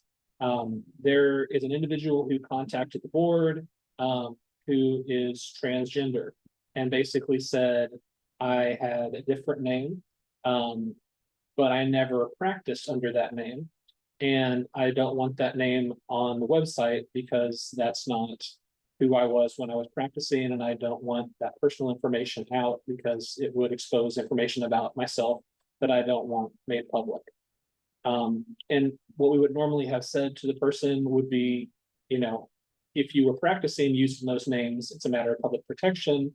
But in that situation, if someone can demonstrate to us that they had a name, but it was never a name they used when they were providing services, is there still an interest under public protection to keep that name on the website as an alias? So that is something for the board to kind of consider. Another something that would be similar, we have had some individuals who said, I had a previous maiden name, but there was a domestic issue and I have since changed names. I don't want that person to be able to find information on me. And while we understand that completely, if the person was providing services under both names, there is still the matter of public protection. But in that situation as well, it kind of brings to light if someone had a previous name, but they were never providing services, is it still a matter of public protection to leave both the name they have currently and the alias information on the website? So I wanted to bring this to you as board members to have a discussion on this point. There may be other scenarios that have not come up, where someone would just want to have the alias information not displayed, but it's not relevant to who they were as someone who provided services, and it wouldn't help in terms of identifying them as someone who practiced under a different name. So I wanted to bring it to you to have a discussion. If you are interested in us maybe putting out something that would be a policy on this, we'd be happy to do that. I have some thoughts on that, but as far as sort of a philosophical topic, I wanted to bring that to you first and get your thoughts on it. I've had, and just to add, I've had several people who don't like that their maiden name is there because they were never practicing using their maiden name. that nothing bad has happened, but they just don't feel it's appropriate because. Yeah, and I can understand that too, right? Especially as people try to be protective with clients, you know, and how you're searchable. Right. Although I'm pretty sure you can be searched anywhere anyway, but yeah, I mean, I guess if we're looking at it from a public protection standpoint, it makes sense if they were never practicing under that name, that we could limit that information. I would also think, is there a caveat, or could we create a caveat that if someone demonstrated, let's say there was some type of protective order in place, that they wanted to safeguard a name, could we write that if they showed some type of evidence to the board that there was a safety issue for them, could we somehow redact another name or something like that, alias? I don't know. Also, it would be possible to have something on the website that says everybody's names may not all be on here, but they could still have a place where they could put in a request to say, did this person ever, in case there was somebody who had like a domestic violence situation and part of that history was being redacted or blocked, but they could still ask. And in that particular circumstance, since it would fall under the public protection, that information could then be released to them. Some process by which, because I don't know how we get around that if you're practiced under a name. Right, I agree with that. Yeah, and I know this is the first time we're starting this conversation. Tim, I don't know if you have thoughts on it today, or if this would be something you would want to research. But I want to make sure the board heard your thoughts on this as well. Well, so when you say practice, you're meaning they've been licensed under the name? Yeah, I mean, there definitely is a public interest. I mean, I think you're spot on as far as those issues are concerned. You know, I haven't given a whole lot of thought to, you know, whether there could be some ability to, you know, safeguard an alias if there is some kind of a protection issue with the person, some kind of a safety issue. There may be a possibility under CORA, you know, that the information wouldn't be, or in the discretion of the board, would not be, you know, required to be released. But you run into an issue if they were licensed under the name. You know, there may be something that's traceable that you could refuse to release, but at the very least, when if they've been licensed under the name, it would be public record, and I'm not sure there's a basis to exclude it. I mean, it appears to be just a function of your licensing program, right? That you list aliases. Yes. And I believe we currently collect that information from our applications as well. Right. So we're collecting that information and we're displaying it through the license verification portal. Okay. You know, I have a question. Would there be a way to treat aliases as an independent search so that it's not linked to the other one? And then, like, let's say I had been practicing under my maiden name, or, you know, whatever name, and then I went into a protected status and I assumed an alias. And so then I applied under that alias with information to the board that it's an alias, but that information is private for board use only. And then the first license then would be considered termed or lapsed. It'd still be listed, but it wouldn't be linked to the alias. I think you might run into some problems there. I mean, I think if you were to have someone, let's say that you had changed your name partway through your career, and then someone went to the verification portal and you claimed you had been practicing for 40 years.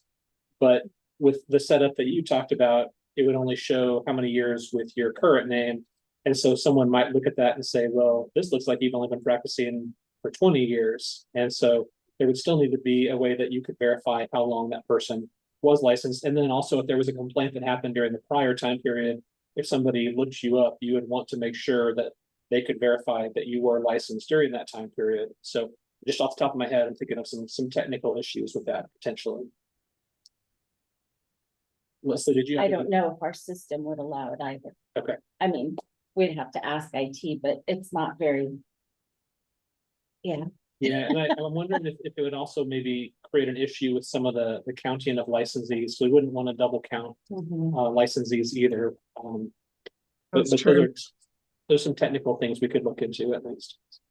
David, I how would- many times a year do these scenarios come up? Approximately. The ones that have come to me, it's really rare. And I don't know how often Leslie hears about these types of requests. Normally, I would say for me, it's only come up maybe 2 or 3 times. But not all the questions, get sent directly to me in terms of these kind of things. And usually, when we explain the process to someone, accepts that this is the process and why the board has this reason. But I thought this might be an area, or at least the board could revisit this topic and have a discussion on it. So I would, Leslie- this is Jim. I would like Tim to have some time to research this. I'm interested as far as legal regulations, our own regulations, the standards that exist. I'm sensitive to the protective order situation. Hopefully there's a way around that. We don't want to put anybody in jeopardy. I'm sensitive to people who are transgender or are going, and at the same time, I'm also sensitive that if there's going to be a claim of a licensee, that they should be able to be found, and the BSRB should not assist in hiding their identity, whatever that is. So I think Tim needs time to come back with recommendations as to whether or not we can make exceptions, whether or not even our own regulation is legitimate. Maybe we shouldn't have it. But I think I'd like to give legal counsel time to give us and formulate an opinion. Yeah, thank you for that. We have it. I see it not the opposite. I have people having trouble finding people because people change their name. Because they actually can't find people they're trying to find because someone has changed their name or hyphenated their name. It really is difficult for people to find people because people change their name. If someone, just keeping in mind the opposite, it is sometimes difficult for people to find. Those are the calls that I get. Someone trying to find a licensee that is someone has gotten married or unmarried, and those are the calls that I get. And that would, I think, make sense when the discussion is when you haven't practiced under that name, because I think in your scenario, Cindy, people wouldn't be looking for someone if they hadn't practiced under a certain name. So I can hear that. Yeah, there's one more case that I forgot to mention. It doesn't come up very often. I think I've only had maybe 1 or 2 people mention this before, but some people don't like having their middle names listed. But that's, it's a trickier issue because there can easily be individuals with the same first name and last name. And sometimes that middle name is the only real way to help show a distinction between very similar names. And so that has been another request, but that one, I'm not sure that we would have much flexibility with that, just to make sure that people could identify one person from another. I know there's 3 people with the same last, first, and middle initial. So. David? Jones, I understand. Yeah, I bet. Not a new concept for me. Cynthia? Yes, David, I'd like to know what maybe other states, how they've handled this issue. I don't know if you could talk to some of the other directors that you know and find out if there are policies in place in other states that cover these contingencies. I mean, at baseline, doesn't your license have to be your legal name, in your legal name? Yes, And- and there are and- some people who do not want that, but we tell them it has to be your legal name. And so if a trans person had changed their name and they were not licensed under their former name, then their legal name would be what their license was in. the question is whether we have to list their former name. Correct. I'm betting there's some other states that maybe have confronted this and have some policy we could look at. Yeah, I'll contact some other small agencies here in the state to see if they have encountered this issue and if they've taken a position on it. And then I'll also reach out to some contacts I have from other agencies that do similar work to the BSRB in other states. Thank you. Great. Okay, we'll bring some information back to the next meeting then. The next item is discussion on advisory committee member expectations. Yes, so this was a topic that was brought up just briefly at the last meeting. We talked a little bit about changes to the advisory committee policy. And that largely focused on how long advisory committee members can serve on the advisory committee. But there was also kind of a few comments about what is expected from the advisory committee members.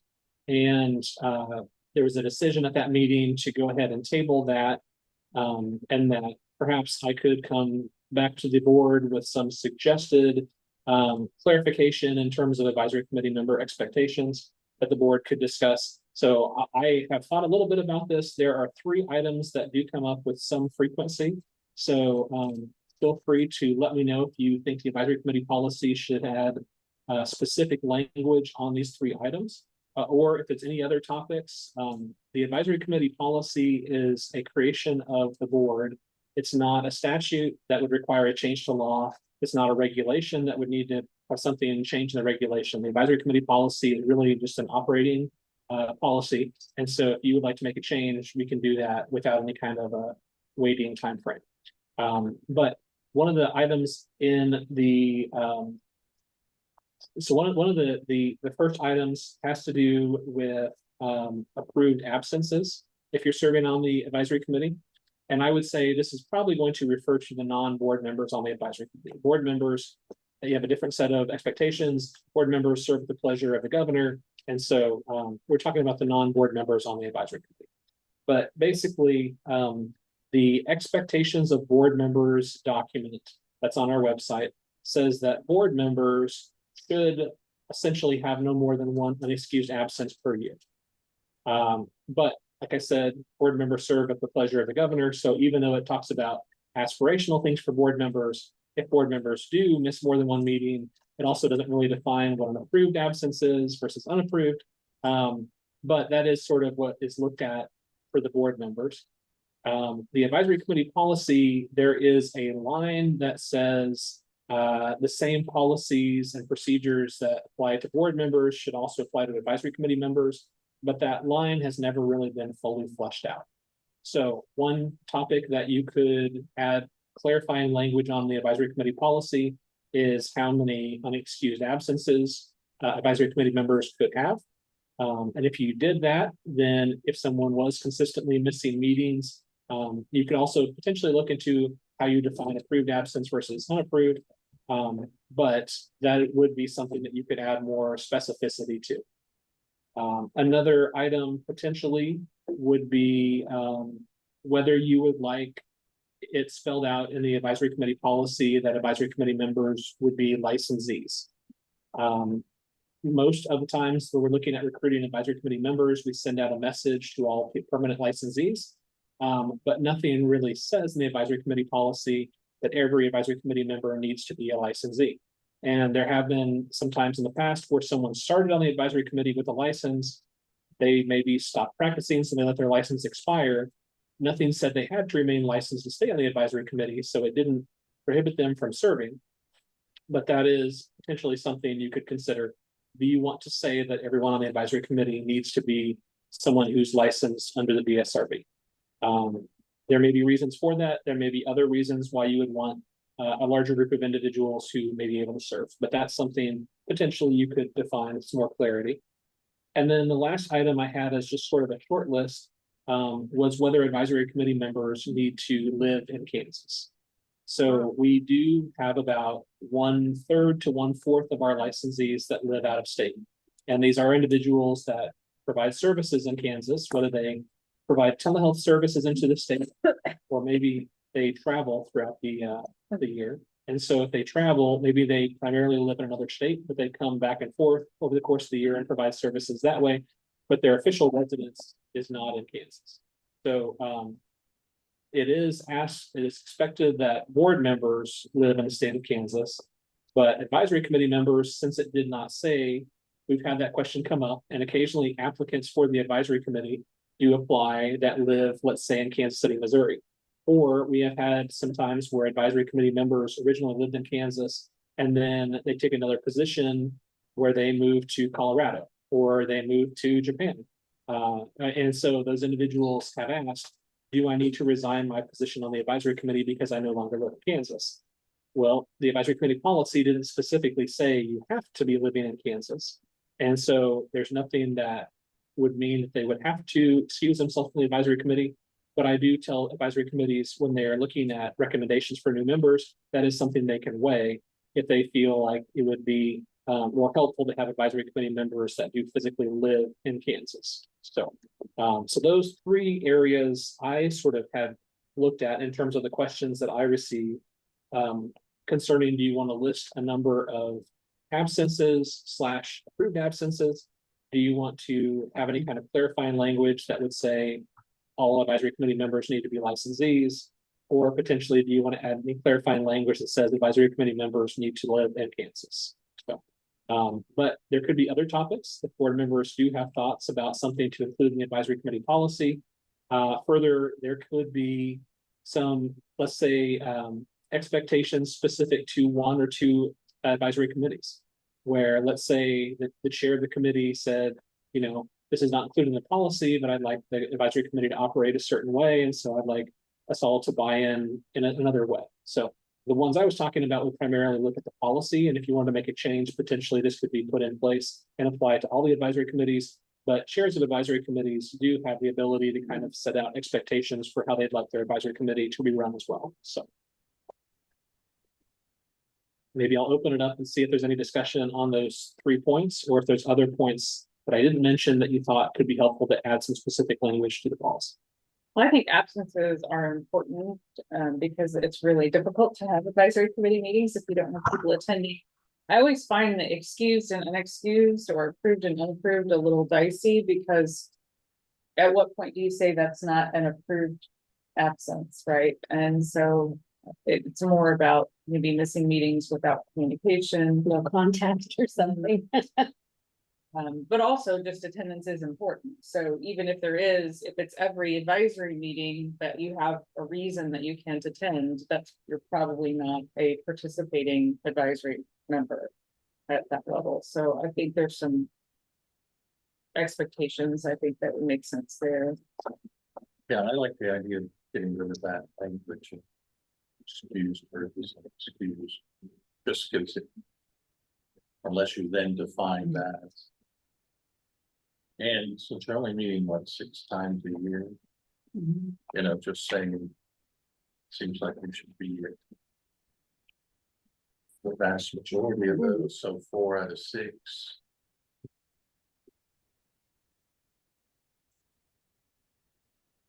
And just to clarify, the excused and unexcused is in the expectations of board members document. And so the language that sort of ties the advisory committee policy maybe to that is the sentence under structure of the committee and the advisory committee policy. There's 2 paragraphs under that structure of the committee section. And one of the last sentences in the second paragraph, it says, the policies and procedures under which the BSRB board members are expected to operate will apply also to the advisory committee members. But we know that's not true for all things, because there is a difference between a board member and an advisory committee member. So that language is in there, and I've highlighted that to people over the years, but I've said the board has never really fleshed out exactly what that means. So. I'd like to ask the other chairs of committees, does anybody have a problem with attendance on their committee? I certainly don't. I have an eager committee that shows up ready to work, and I hardly ever, we had one person who moved to Japan, and he was showing up at 2 o'clock in the morning until his term rolled. But does anyone else have problems with attendance? Rarely. There has been some in the past. Thinking about how I would handle that, I think, rather than having a hard and fast, if you miss 2 meetings in a year, you're unappointed. I would want to have some discretion to talk with that person about has something changed, their interest level in continuing on the committee, what the reasons were for the absences, et cetera, so that if we had a policy, I would want it to say that they may lose the appointment if there's 2 or more absences. Because that's out of only 6 meetings a year, that's a significant amount of non-participation. I don't know if I would say that there are significant problems on licensed psychology. There are definitely some folks whose attendance, I would say, has been a bit more spotty than others. We have a contingent of folks, I think, now that are attending pretty solidly, and we have had a few folks where their attendance has been, I would say, sometimes a little inconsistent. Are they forthcoming with it? Do they talk about why or let you know they're not going to be there? Generally, folks let me and Dave know that they're not going to be at a meeting.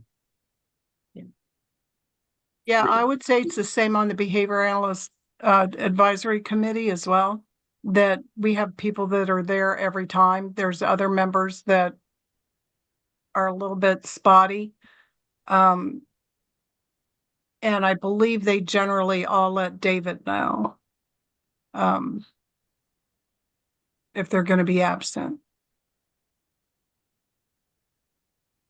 Yeah, we have had some, and this is not for one specific advisory committee or another, but there have been a few that were very close. So it would be like one person over quorum, and so it would be a little tricky. And different times of the year, sometimes that can influence whether everybody's there or not. Now, there are ways to deal with that. You can do informational proceedings where you just discuss different topics where you can't take official action unless you have quorum. And so that's how we proceeded, that we don't take any official action unless we have a majority of the members. That way, you would have to have a majority of members to take action on things. But there have been some instances to where, especially at the beginning, maybe a couple people were absent and then someone was going to be arriving late.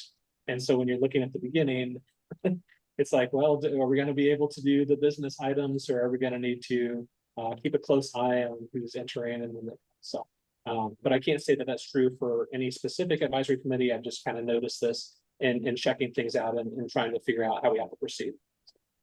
And if it's not formed for the whole meeting, any information you will have to go over in the next meeting too, to bring the other people up to date.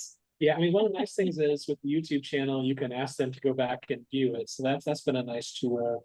But then again, yeah, it's hard to keep everybody on the same page when some people aren't there. I like the flexibility that Cynthia mentioned about a person may lose their assignment or their appointment, but not they will. And I also like the idea of having a conversation if somebody is, missing, to see what's going on, to make sure they do have interest, they are able to attend. That feels like something a behavioral sciences person should do. And two, I think you've encouraged people, like our advisory committee has grown quite a bit. Because when I started on, it was relatively small, and then you were just if one or two people don't show up, yeah, you're in that kind of a situation where you can't do anything. So that's probably something else for us to keep in mind is thinking about how large our advisory committees are, so that we're not at risk if one or two people, because things come up, we know that. Yeah, and to your point, Dave, you're right. I've tried to encourage the advisory committees to add more members. They do have that maximum number of 10 non-board members. But you're right, when you do have more people, if there are reasons people can't attend, it does help with the quorum issues. So yeah. They are definitely bigger now than they were just a few years ago. Well, I could bring back some potential language about maybe talking about it's an expectation that advisory committee members will miss no more than 2 meetings per year. And then maybe something that says if someone does miss more than 2 meetings, they will contact the chair or co-chairs and explain if these were temporary issues or something like that. Because that kind of goes towards kind of what you're discussing, at least kind of the comments that I was thinking of. Well, because of the possible quorum issue, I think there could be some language in there that they're expected to communicate with the chair if they are going to miss a meeting, so that we can plan, for any action that needs to be taken. Yeah, I'll go ahead and expect to communicate with the chair and executive director. That's the way we can make sure we're on the same page. I know there were some times where some individuals emailed myself and sometimes they would email the chair, but it's helpful to know, because if there's too many people who can't be there, then we may need to reschedule entirely. Okay, That sounds good. what about the other potential topics, whether all members of the advisory committee should be licensees? Any thoughts on that one? Can I say something? Because I've been involved with when they start new professions, and there are times that non-board members have been very helpful in like, for instance, they worked in a program for addiction counseling, even though they weren't licensed. They worked in social work and addiction counseling. Another one was the LBA. He had a lot of information in the beginning, writing regs and things like that was helpful. So I would think that maybe a caveat should still be there, but it needs to be approved or discussed or.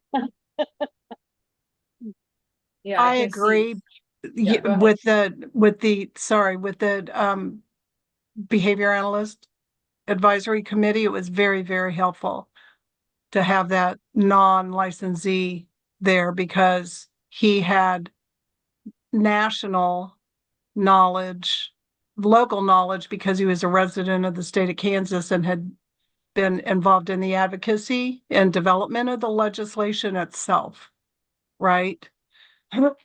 And so I think just like as the larger board, we have community members.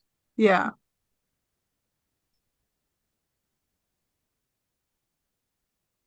I'm thinking about our educators, our counseling educators, who I don't know if they have a license, but they certainly wouldn't need to have a license for the role that they do professionally and what they contribute. It almost Does- seems to be like you have the number of board members that are already designated. If there's some type of either what Leslie's suggesting, which is a caveat about approval or that kind of thing, or a percentage that have to be licensed, because I think there is value. Right. Committees that are licensed, they're licensed and they're professional, but I've seen the case you're talking about, and also retirees and folks like that may have a lot to bring. Yeah, we never had more than one that was unlicensed on a committee. Yeah, I think that makes sense, particularly given the large number of people who've applied to want to be the licensed people. So we don't want to exclude those individuals. Okay. And on the item of living in Kansas, I think practicing in Kansas makes more sense than living in Kansas. At least in my mind, if you're practicing, you have a fund of knowledge of what's happening in Kansas. Your primary practice in Yeah. Kansas. Something along those lines. That becomes kind of an issue. Want to make sure the majority of that is. Oh, yeah. I agree. I think it should be the majority of their practice has to be in Kansas. Just out of curiosity, what does it say currently right now when the governor goes to appoint board members as far as Kansas requirements? So I believe the statute on board membership says board members, one of the requirements is that they are Kansas residents. I believe so too. And that there's some language in there that identifies specific board members for certain professions.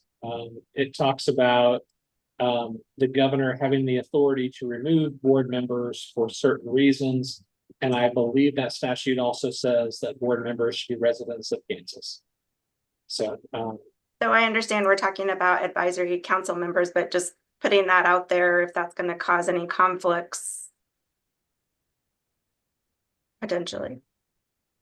I mean, right now it's a little bit, it's just a little loose.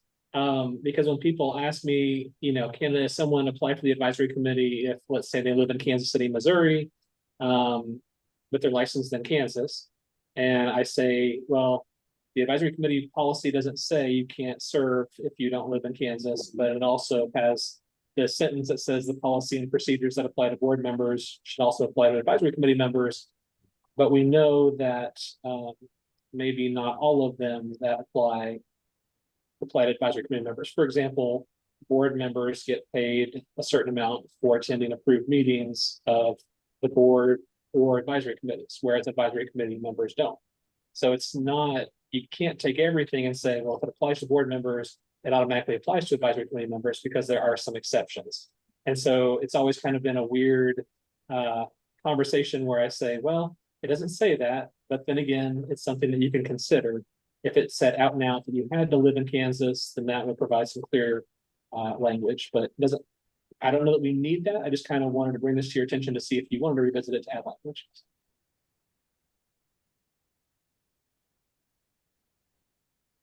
Any other thoughts or comments?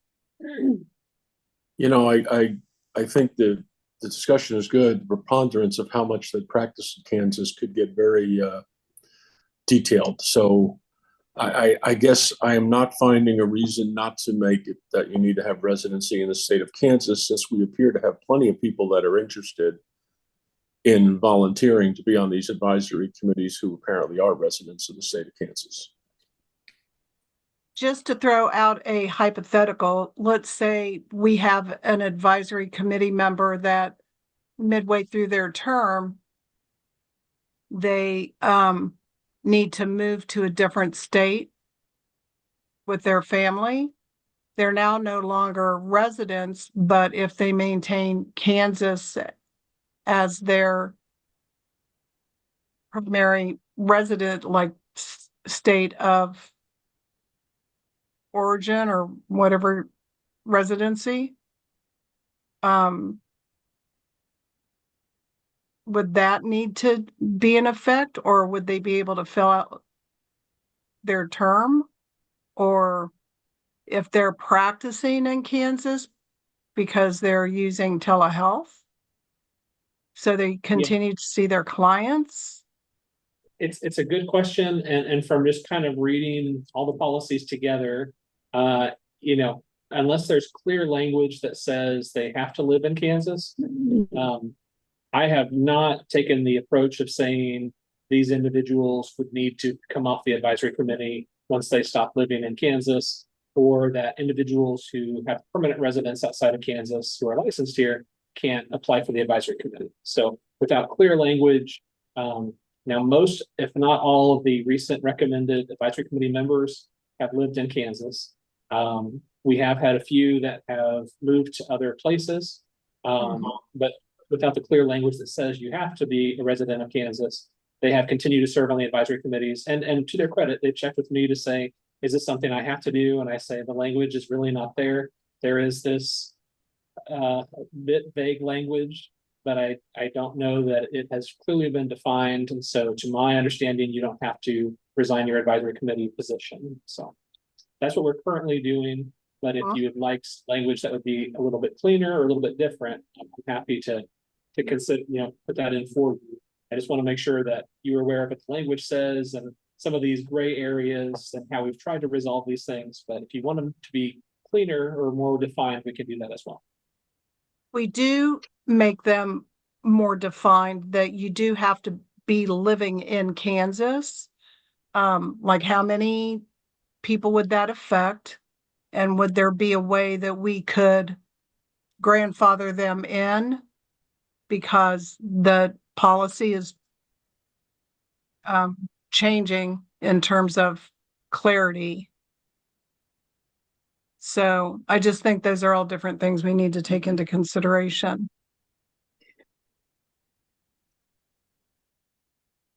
I do feel like, the Social Work Advisory Committee supports the Kansas BSRB.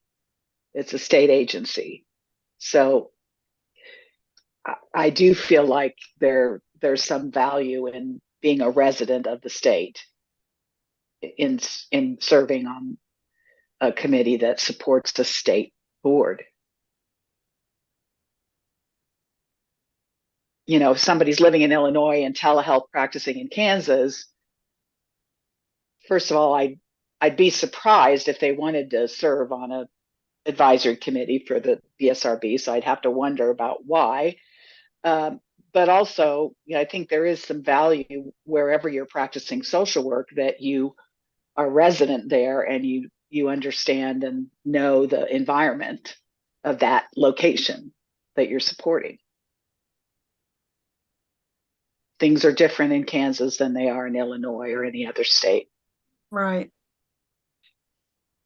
So, and these are all hypothetical anyway. So let's say we had somebody that was a member of the military and they had to PCS to a different state while being a member of the advisory committee with the plans of retiring back to Kansas.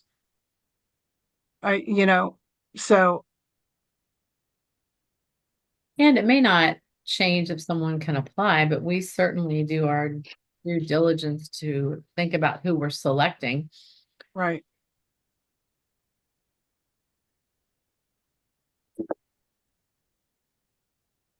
Okay, well, good discussion. And it sounds like it gives Dave some thoughts to bring back to the next meeting. And if there's any other comments or areas that the board members want us to look at in terms of that committee membership, please let Dave know so we can work on that. Let's see. The next item that was referred to advisory committees for discussion was the possible bylaw amendment from the Texas Psychology Licensing Board. Oh, okay. Did I skip again? This is why I need my contact. Yes, sorry about that. Discussion on draft regulations and continuing education requirements and other topics. Sorry. Okay. So each of the advisory, as we kind of talked about going through our regulations to make sure we have good current language, and if there's items that need to be removed from the regulations, have each of the advisory committees review those, make recommendations back to the board. We have had each of the advisory committees look at their continuing education regulations, and if they have one a documentation of continuing education regulation that usually the companion to that regulation. And so we have had all the advisory committees look through those at least once. Most have made recommendations on changes. Leslie was looking at bringing back to the board the marked up regulations to review and officially approve or to ask questions about. And in doing that, she found some sort of inconsistencies between requirements for continuing education and wanted to have a conversation with the board if that was something the board wanted to look at or how to address. So I thought maybe I'll turn it over to Leslie and she can elaborate. So they're kind of, to me, as a person who's not a licensee, continuing education is continuing education, and why one thing is allowed for one profession and not another profession has become a problem, actually. We've had people trying to claim things that aren't in their regs, but it's like psychology has participation in quality care, client or patient diagnosis review conferences, treatment utilization reviews, peer review, case consultation with another licensed psychologist, or other quality assurance committees or activities for which a maximum of 15 continuing education hours shall be granted. Social work like that, they felt it was a good way to get continuing education and learn a lot of knowledge. And so they want to put it in theirs. Master's level psychology has it, but they only allow 5 hours and they require the same amount of continuing education. So it seems like when I'm looking at the other professions, do the other professions want to include that in their regulation? If it's a good way to learn, why wouldn't it apply to addiction counseling or MFT? And then, so people are lowering their hours, but we haven't adjusted the amount of hours. So would it be acceptable to the board to have, if you have 40 hours, you would have this many in this category, and if you have 30 hours, you could have this many. I could see lowering it, but not allowing it seems odd. And a lot of work for the licensing renewal specialist who has to keep track of that. I mean, if an LMLP went on to become an LP, they wouldn't, you know what I mean? The difference in the hours doesn't make sense either. So I was wondering if it would be acceptable for me to go through and kind of make them more uniform and make the documentation uniform, and bring that back to the board or the committees, whichever, to see if that would, if they were accepting of those changes. Yeah, it's always seemed a little arbitrary. Right. So I think that makes a lot of sense to me to do that and to bring it to the groups. Because there may be areas, and I think the quality review management process really is worthwhile function. If they have the opportunity to do that, to get credit for it. Yeah, I agree. I think, and if you're part of a continuous quality improvement process, you're learning a lot from your peers and from just the reviews themselves. So yeah, I'd love to be able to count those hours. Okay. The one exception is that LBAs have 4 hours of ethics, and I won't touch that, but the rest I'll kind of make That's more. statutorily held. It's regulatory, but that is what they're required to do for BACB certification, so they kind of kept it. Yes, that makes sense. I think your comment about it being proportional makes sense too, but if you drop the overall number, percentage of hours should drop accordingly. Okay. I just appreciate you looking at those things and bringing them to us across where we're so focused sometimes in our own profession and not reading the others. I really appreciate you bringing that up to our attention. Sure. Yes. And I would just say that, social work is so broad that I think the maximum flexibility for the licensee in how they get their CEs and in what areas is beneficial, especially, looking back over having been licensed for many, many years and, every year, every 2 years coming up with what are you going to do your CEs and et cetera. I think however we can broaden that and make it uniform is going to be beneficial to all the professions, but especially social work. Thank you. Yeah, I concur with what Cynthia just said, and if we could send it back to the advisory committees before we send it back to the main BSRB group, that would be preferable for me. Okay. I'll take care of it. Thank you. Great. So we'll move on to the advisory committee's discussion on the possible bylaw amendment for the ECCC too. Yes, so this is something that I included in your packet.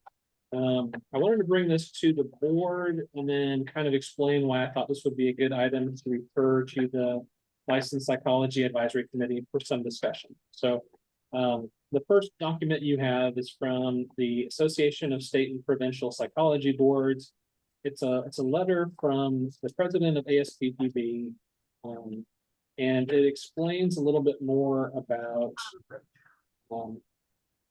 just to kind of, over the last few years, there has been, so I'm trying to think about how to phrase this. I know that some of the board members have been, some it's your first meeting, and for some it's you've been here for about a year. So just kind of to frame this historically, essentially there is a licensing examination for each of the professions. And for licensed psychology, their licensing examination is the EPPP. And EPPP is created and administered by ASPPB, who is one of the national associations for this profession, psychology. And the EPPP, some individuals would refer to that examination as a knowledge-based examination. And historically, what some states had to gauge the skills assessment was an oral examination. And that's not just true for psychology, it was true for other professions as well. Those have become less popular, and a lot of states have eliminated them because of the level of subjectivity to an oral exam versus the defensibility of an objective test. So as states were eliminating their oral examinations for psychology, at least some individuals had requested that this association, ASPPB, look at creating a standardized skills measurement.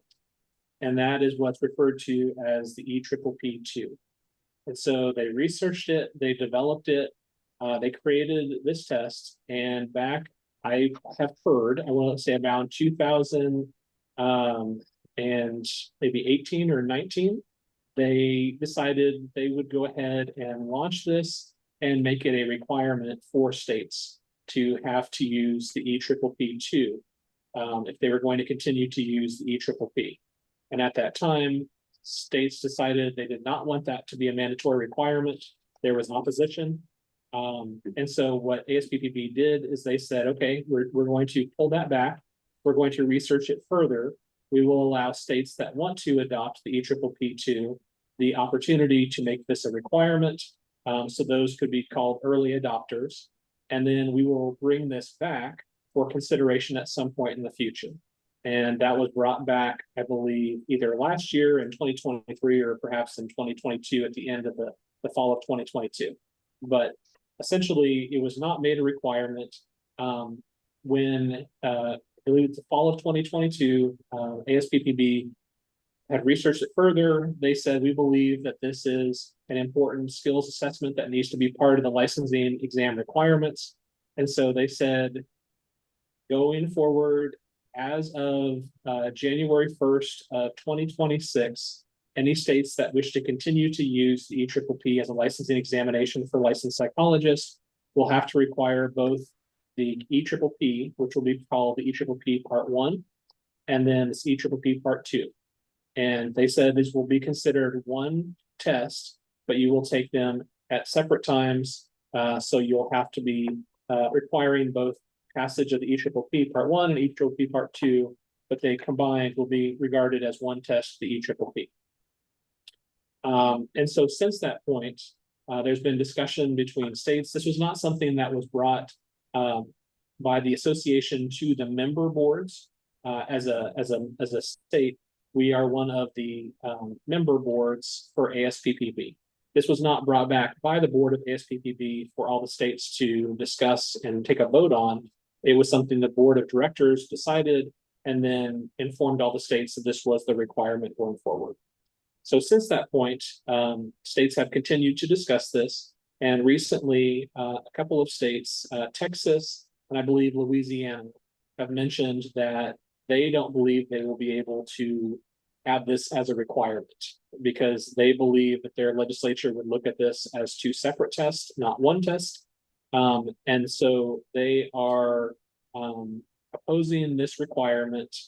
And they recently have had discussions with ASPPB to see if ASPPB would change their mind on making it a requirement. And I believe this letter basically confirms that ASPPB is moving forward with the plan that was proposed, that these will both be parts of the same examination. So they are not going to be changing the time frame or the requirement. However, the individuals from Texas basically had a meeting with executive directors like myself, and basically just said they wanted to hear from different states concerning any comments they had heard from their licensees or different things like that. And they said they were considering putting forward some bylaw amendments to the ASPPB bylaws. And so I've given you a copy of the ASPPB bylaws so you can put these in perspective. But essentially, the draft language that they were considering putting forward would amend Article 4 and would say that no member jurisdiction shall be required, whether as a condition of membership or otherwise, to participate or utilize any services or programs offered by the association. The association shall not make access or availability of a service or program contingent on the member jurisdiction participating or utilizing another service or program. And then under D, it says the association may offer multiple exams as part of its examination program. At a minimum, the association shall offer a knowledge-based exam separate from any skills-based exam. Each exam offered by the association must be administered on a single occasion. For purposes of this subsection, multiple consecutive days of exam administration may constitute a single occasion. For each exam, the association may recommend but shall not require qualifications to sit for an exam, timing for administration of an exam, and passing scores. So I realize this is somewhat complicated, but I think that the primary focus is on that proposed amendment in section C, that they want to include language in the bylaws that says if you're accepting one service from ASPPB, you would not be required to accept another service. And that no member jurisdiction shall be required as a condition of membership to utilize any service or programs offered by the association. But that language on its own doesn't really tell you what that language is pointing to. So I thought it would be helpful to kind of explain the history of the EPPP, the EPPP Part 2, where we currently sit. And so that is where we are today. They are considering offering this language as a proposed bylaw amendment. The annual meeting for ASPPB is later this year in Dallas, Texas, is October 31st through November 2nd. So there is time for the advisory committee to discuss this topic and for it to come back to the board to see if the board would like us to take a position on this bylaw amendment proposal. But I thought it would be helpful to kind of start this conversation today, allow the advisory committee to discuss it further, and then maybe see if the board wants to take a position on it. I am uncertain whether, I mean, it is tricky because the value of a objective licensing examination is a very important part of licensure. And Texas was even talking about going so far as maybe trying to develop their own licensing examination, but I can't even begin to know how complicated that is or how legally defensible that would be or how long that would take to do that. But I think they're trying to make clear their opposition to the mandatory requirement of January 1st of 2026. And this is their attempt to make it so that if states choose to do the EPPP Part 2, they will be able to do that, but not for it to be a mandatory requirement for all states to have to do both as of the January 1st deadline in 2026. So I realize that's kind of complicated, a lot of information. I'll pause here. Does any board members have any questions about this item or any of the history of it? Some of it is before my time. So I've done my best to sort of research it to bring it back to the board to put it in context. But if you have any questions on this proposed bylaw amendment for this profession or anything else?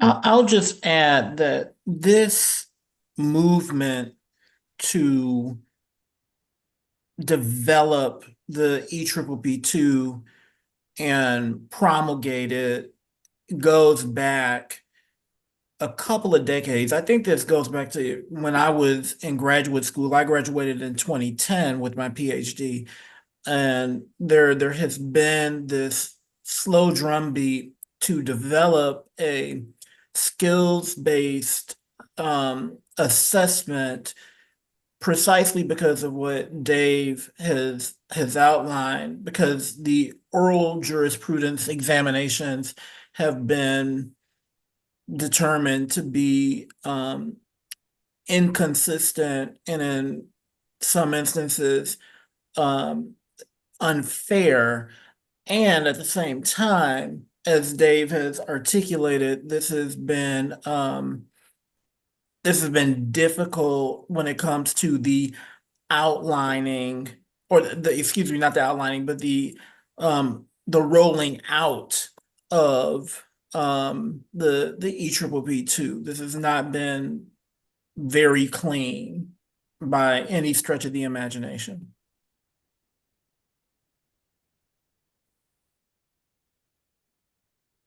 Our current rates require the EPPP for LPs and LMLPs.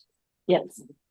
And would it require regulatory change to add the second part, or is it simply because they're going to see it as one test that it would be covered that way? Right, yeah, the vast majority of states basically have language that says either an examination approved by the board or would specifically say the EPPP. And because ASPPB is defining this as one test with two parts, that is basically the legal reason why it would still fit under most states' regulations, and they wouldn't have to pass a law change or do something in regulation. And you know, some people have said, well, how can it be one test if it's at two different times? There are some, you know, some different tests that are broken up that way. I think for accounting, you have a series of things that you take, and CPA. I think, yeah, there's some other professions that do break up their. I'm not sure I can list them all, but it sounds like there have been a few that are broken up, so you don't take them all at the same time. But that's the main reason. Leslie, do you have a sense number of people who've not been able to get licensed because of the EPPP? We don't really have any way to track that currently. I mean, I can tell you there's been a few people that I know that have sat, and they haven't been able to pass the exam. So there are some, but Yeah. not a whole lot. Yeah, I'm aware of a couple. I just didn't know how large a group that was, how significant. Yeah, Dave, are you asking about the pass rate of the EPPP specifically? Yeah, in terms of in Kansas and the number of people who weren't able to be licensed because of that. So the national pass rate, if I'm remembering correctly, is 70%. And the pass rate is set at 500. If you set the pass rate at 500, it would be 70% of applicants passing. That's a little bit, that information might be a little bit dated, but I think that they strive to make it around that much, at least when it comes to the first time that the exam is administered to the applicant. Did the report we have include master's level though? I don't think it did. That's correct, Leslie. I don't think that it includes master's level psychologists. Yeah, one of the further wrinkles for us is that we're one of 17 states that licenses master's level psychology. And while ASPPB has not come out firmly with requirements for, you know, every state determines the qualifications for licensure, but it is their position currently, at least as far as I have heard, that states that would require the EPPP for master's level psychology would also have to require both part 1 and part 2, which is complicated as well, because this is a test for individuals who are practicing the clinical level. And that's why we have a lower pass point for master's level psychology than the PhD level licensed psychology. But this EPPP part 2 would also potentially affect master's level psychologists after that January 1st, 2026 date as well. So it may require a statute change for that, because they would have to, if they have to practice before they take it, they would have to get a temporary license, kind of like psychologists have to practice for a year after they get their degree. Currently, LMOPs don't have to do that. Yeah, I don't think there's any, at least from what I have heard, I don't think there's any specific length of time that has to be between passing part 1 and part 2. I think there's a recommendation to move up the time that some states have allowed people to take the EPPP as it currently exists. I think the current language that I have heard is completion of foundational coursework, and then maybe 1 or 2 other requirements versus completion of the degree, state part 1. And I think they are hoping that that will help as well, as the EPPP part 1 is more geared towards that foundational coursework than maybe your experience after taking those classes. So the few moving pieces as part of this discussion. So there isn't, just for my learning, there isn't a pass rate on part 1 and a pass rate on part 2, or there would be. There would And then, okay, so the complication from my standpoint, I'm just thinking through, Leslie, what does that look like for you if people don't pass part 1? And I guess it's no different than not passing the exam in total. Right, if they don't pass part 1, I don't imagine they can take part 2. Yeah. But if it's a practice, if it's kind of like master's based on your book knowledge, then your clinic and your practices, EPPP part 2, there would have, logically speaking, there should be some practice before you take it. And this is recommending within a 30-day window. And so I just am asking if that creates any administrative considerations for us, or is it all done through the testing? And so you really are just recipients of information. I would imagine we would just send the candidate's approval and then we would receive we have to go in and approve retakes and stuff, but that's not a big deal. Yeah, for the EPPP, they basically said candidates can take it no more than 4 times in a year, but there's not a specific length of time in between those attempts. So if you take it and you don't pass, you don't have to wait 3 months. You could take it as soon as you can reschedule it to take it again. Versus some of the other professions, they have a certain length of time that if you take it once and don't pass, you have to wait so much time and then take it again. So that 4 times in 1 year is how the EPPP is kind of limited. So even though it says the 2 days must occur within a 30-day period, if you fail the first part, understanding that you can't take the second part. So that isn't for 30-day window necessarily. I'm assuming, I don't even know if you fail the first one, if you can take the second one, you may. Yeah, I'm just. So because we currently require the test and the organization has decided that the second part is part of the whole, does that mean automatically applicants in Kansas will have to take both parts? I mean, the bylaw sounds like it was constructed to allow states to opt out of requiring the second half. Correct. Yeah, as it currently stands, as of July 1st, 2026, any state that wants to use the EPPP as the licensing examination would have to require that applicants take and pass both part 1 and part 2. Now, but the bylaw would change that. Correct. Yeah, these proposed bylaws would basically allow it to be sort of an extended opt-in period for states. So if they wanted to choose to have part 2 required, they could. It's a bit more broad because it doesn't specifically reference that. It really kind of says, you know, you're not required to use these services just because you're a member board. And it says just because you use one service, which they're referring to the EPPP part 1, that you're not required to also have to use EPPP part 2. So that's kind of what this language for the bylaw amendment would effectively do if enough states were to support this. And I don't think the deadline for submitting the amendments has gone forward, so it's possible this language could have some changes, but they felt confident enough they wanted to distribute it for states to have their board start to discuss it. And then, so there's enough time for the advisory committee to discuss it, for the board to discuss it again. And then if the board wanted to take a position on it, then when we have attendees attend the national meeting later this year, if it is a bylaw amendment that comes up, we could vote on behalf of the state and take a position, whatever the board would like us to take on this topic. So. is the advisory committee currently in favor of that applicants having to take both parts? We've yet to discuss it. Okay, I'd very much like to hear from the advisory committee about that. Yeah, this meeting with, that I was made aware of this bylaw amendment just happened recently. So I attended that on behalf of the BSRB, but I thought it would be a good opportunity to bring this to you now so that the advisory committee could be made aware of it and also the board. And then the advisory committee could discuss and then the board could come back to. So, but given the fact that this would also affect master's level psychology, it may be a good topic for master's level psychology to discuss as well. Can I ask a question also just for my learning? Is the Part 2 exam currently being used by which states are using it? That's a good question. Yes, there are some states who voluntarily chose to make it one of their requirements.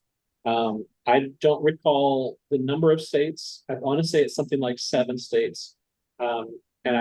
Georgia is in my head, but don't take that because I'll go back and I'll research those and I'll provide them to the board because it would be helpful to kind of see those. And if I have a contact in those states, I'll try to reach out to see how that is going with their state in terms of if that has led to complications with people becoming licensed, or they feel that their board adopted it because they thought it would help ensure safe practice by practitioners.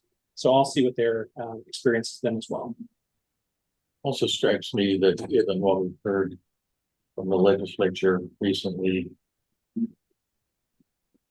that would be something to think about, because if they perceive us as making this more difficult,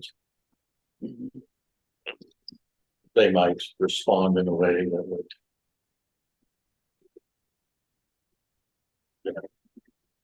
Yeah, and I think it's really important to note, this was not something where they said, members, here is something for your discussion, a proposal, let us know what you would like to do. It was something the board of directors did and then told the members, this is the new terms. And so people were unhappy about the way that was handled. But the idea that there would not be a licensing test available for states to use was a really big concern as well. So when this initially came out, people were unhappy, but it was sort of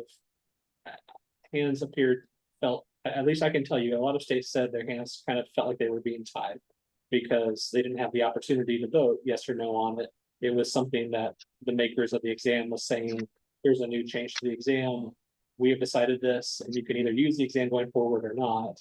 And so the prospect of not having a licensing examination is a big issue. So this is at least an alternative that one state has offered and would be helpful to discuss. yeah. The splitting these into part 1 and part 2, does that actually add to the exams themselves? Are there more questions? Do they become longer exams? Yes. There Okay. are more questions and there is a separate fee for each one. Oh, I thought there's a single fee. They had discussed potentially having. Go ahead. No, I was gonna say currently EPPP1 is $600. So this is for an additional option of a single fee 2-day administration. So I think it's a great point that you're making when it comes to barriers to licensure, just for us to be considerate of. Well, yeah, it kind of seems like it remains to be seen whether it adds any particular value to a board like ours, and does it really create any additional safety, or is it just more hoops? And makes it harder for people, more expensive for people to get licensed. And I would be very surprised if there weren't some folks in the legislature that would be really unhappy about that.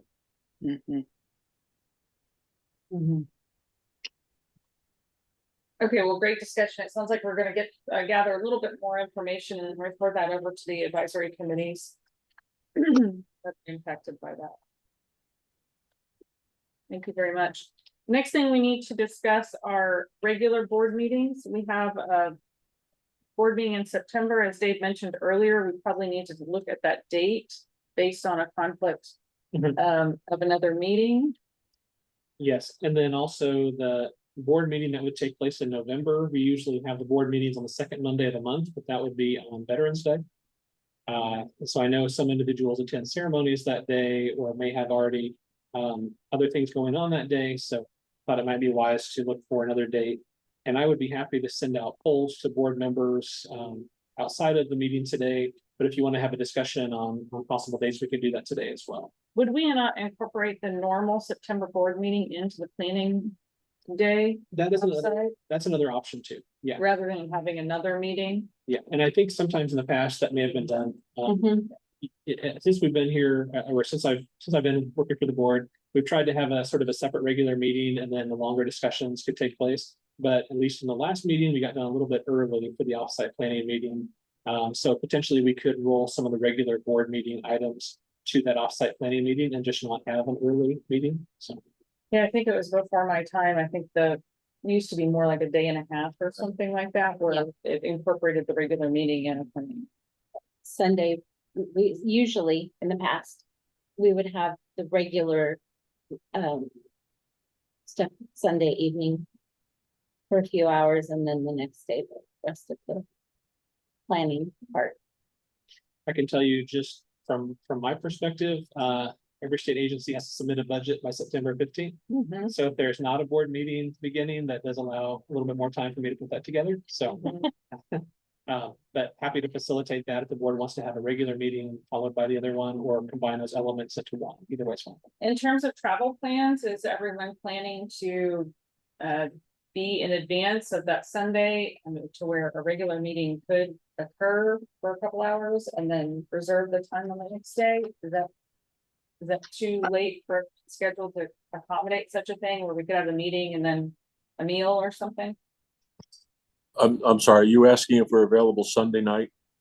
Yeah, that would be the 29th. Yeah, no, I'm traveling back from out of town. What would you expect of me? Yeah, unfortunately, I'm not going to be able to be there on the 30th. I'm also going to be out of town. I'll just be coming over from Overland Park, so I can easily do that Sunday evening and come home and come back the next morning. Same for me. Same for And me. for me, yeah. Yeah, and for those of us who are traveling, it would just be what time could we travel in order to accommodate maybe an afternoon meeting or something like that. Certainly something I think we could consider. And then on the November meeting, do we want to have that discussion, or would you prefer to have a doodle poll sent out for the November? I know November will get probably tight for everyone. Let's do a poll. I think that would work. Okay, we will take care of that then. Any other items on meeting dates and times? Nope.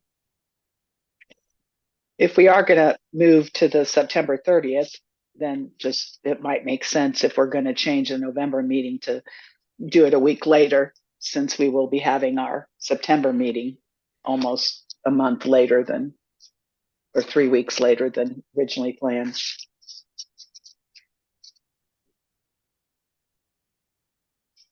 Okay. That looks to me like the end of our agenda, right at 12:58. Great job, everyone. There's no other issues or comments. We'll take a motion to adjourn. I would just like to thank you, Mary, for your leadership in the over the past 2 terms. I thought you did a great job as our chair. Thank you. Thank you very I much. like to second that. Same. Thank you all very much. Okay, motion to adjourn. Motion. So, all right, all those in favor, please say aye. Aye. Bye. Thank you, everyone. We'll see you soon. Thank you.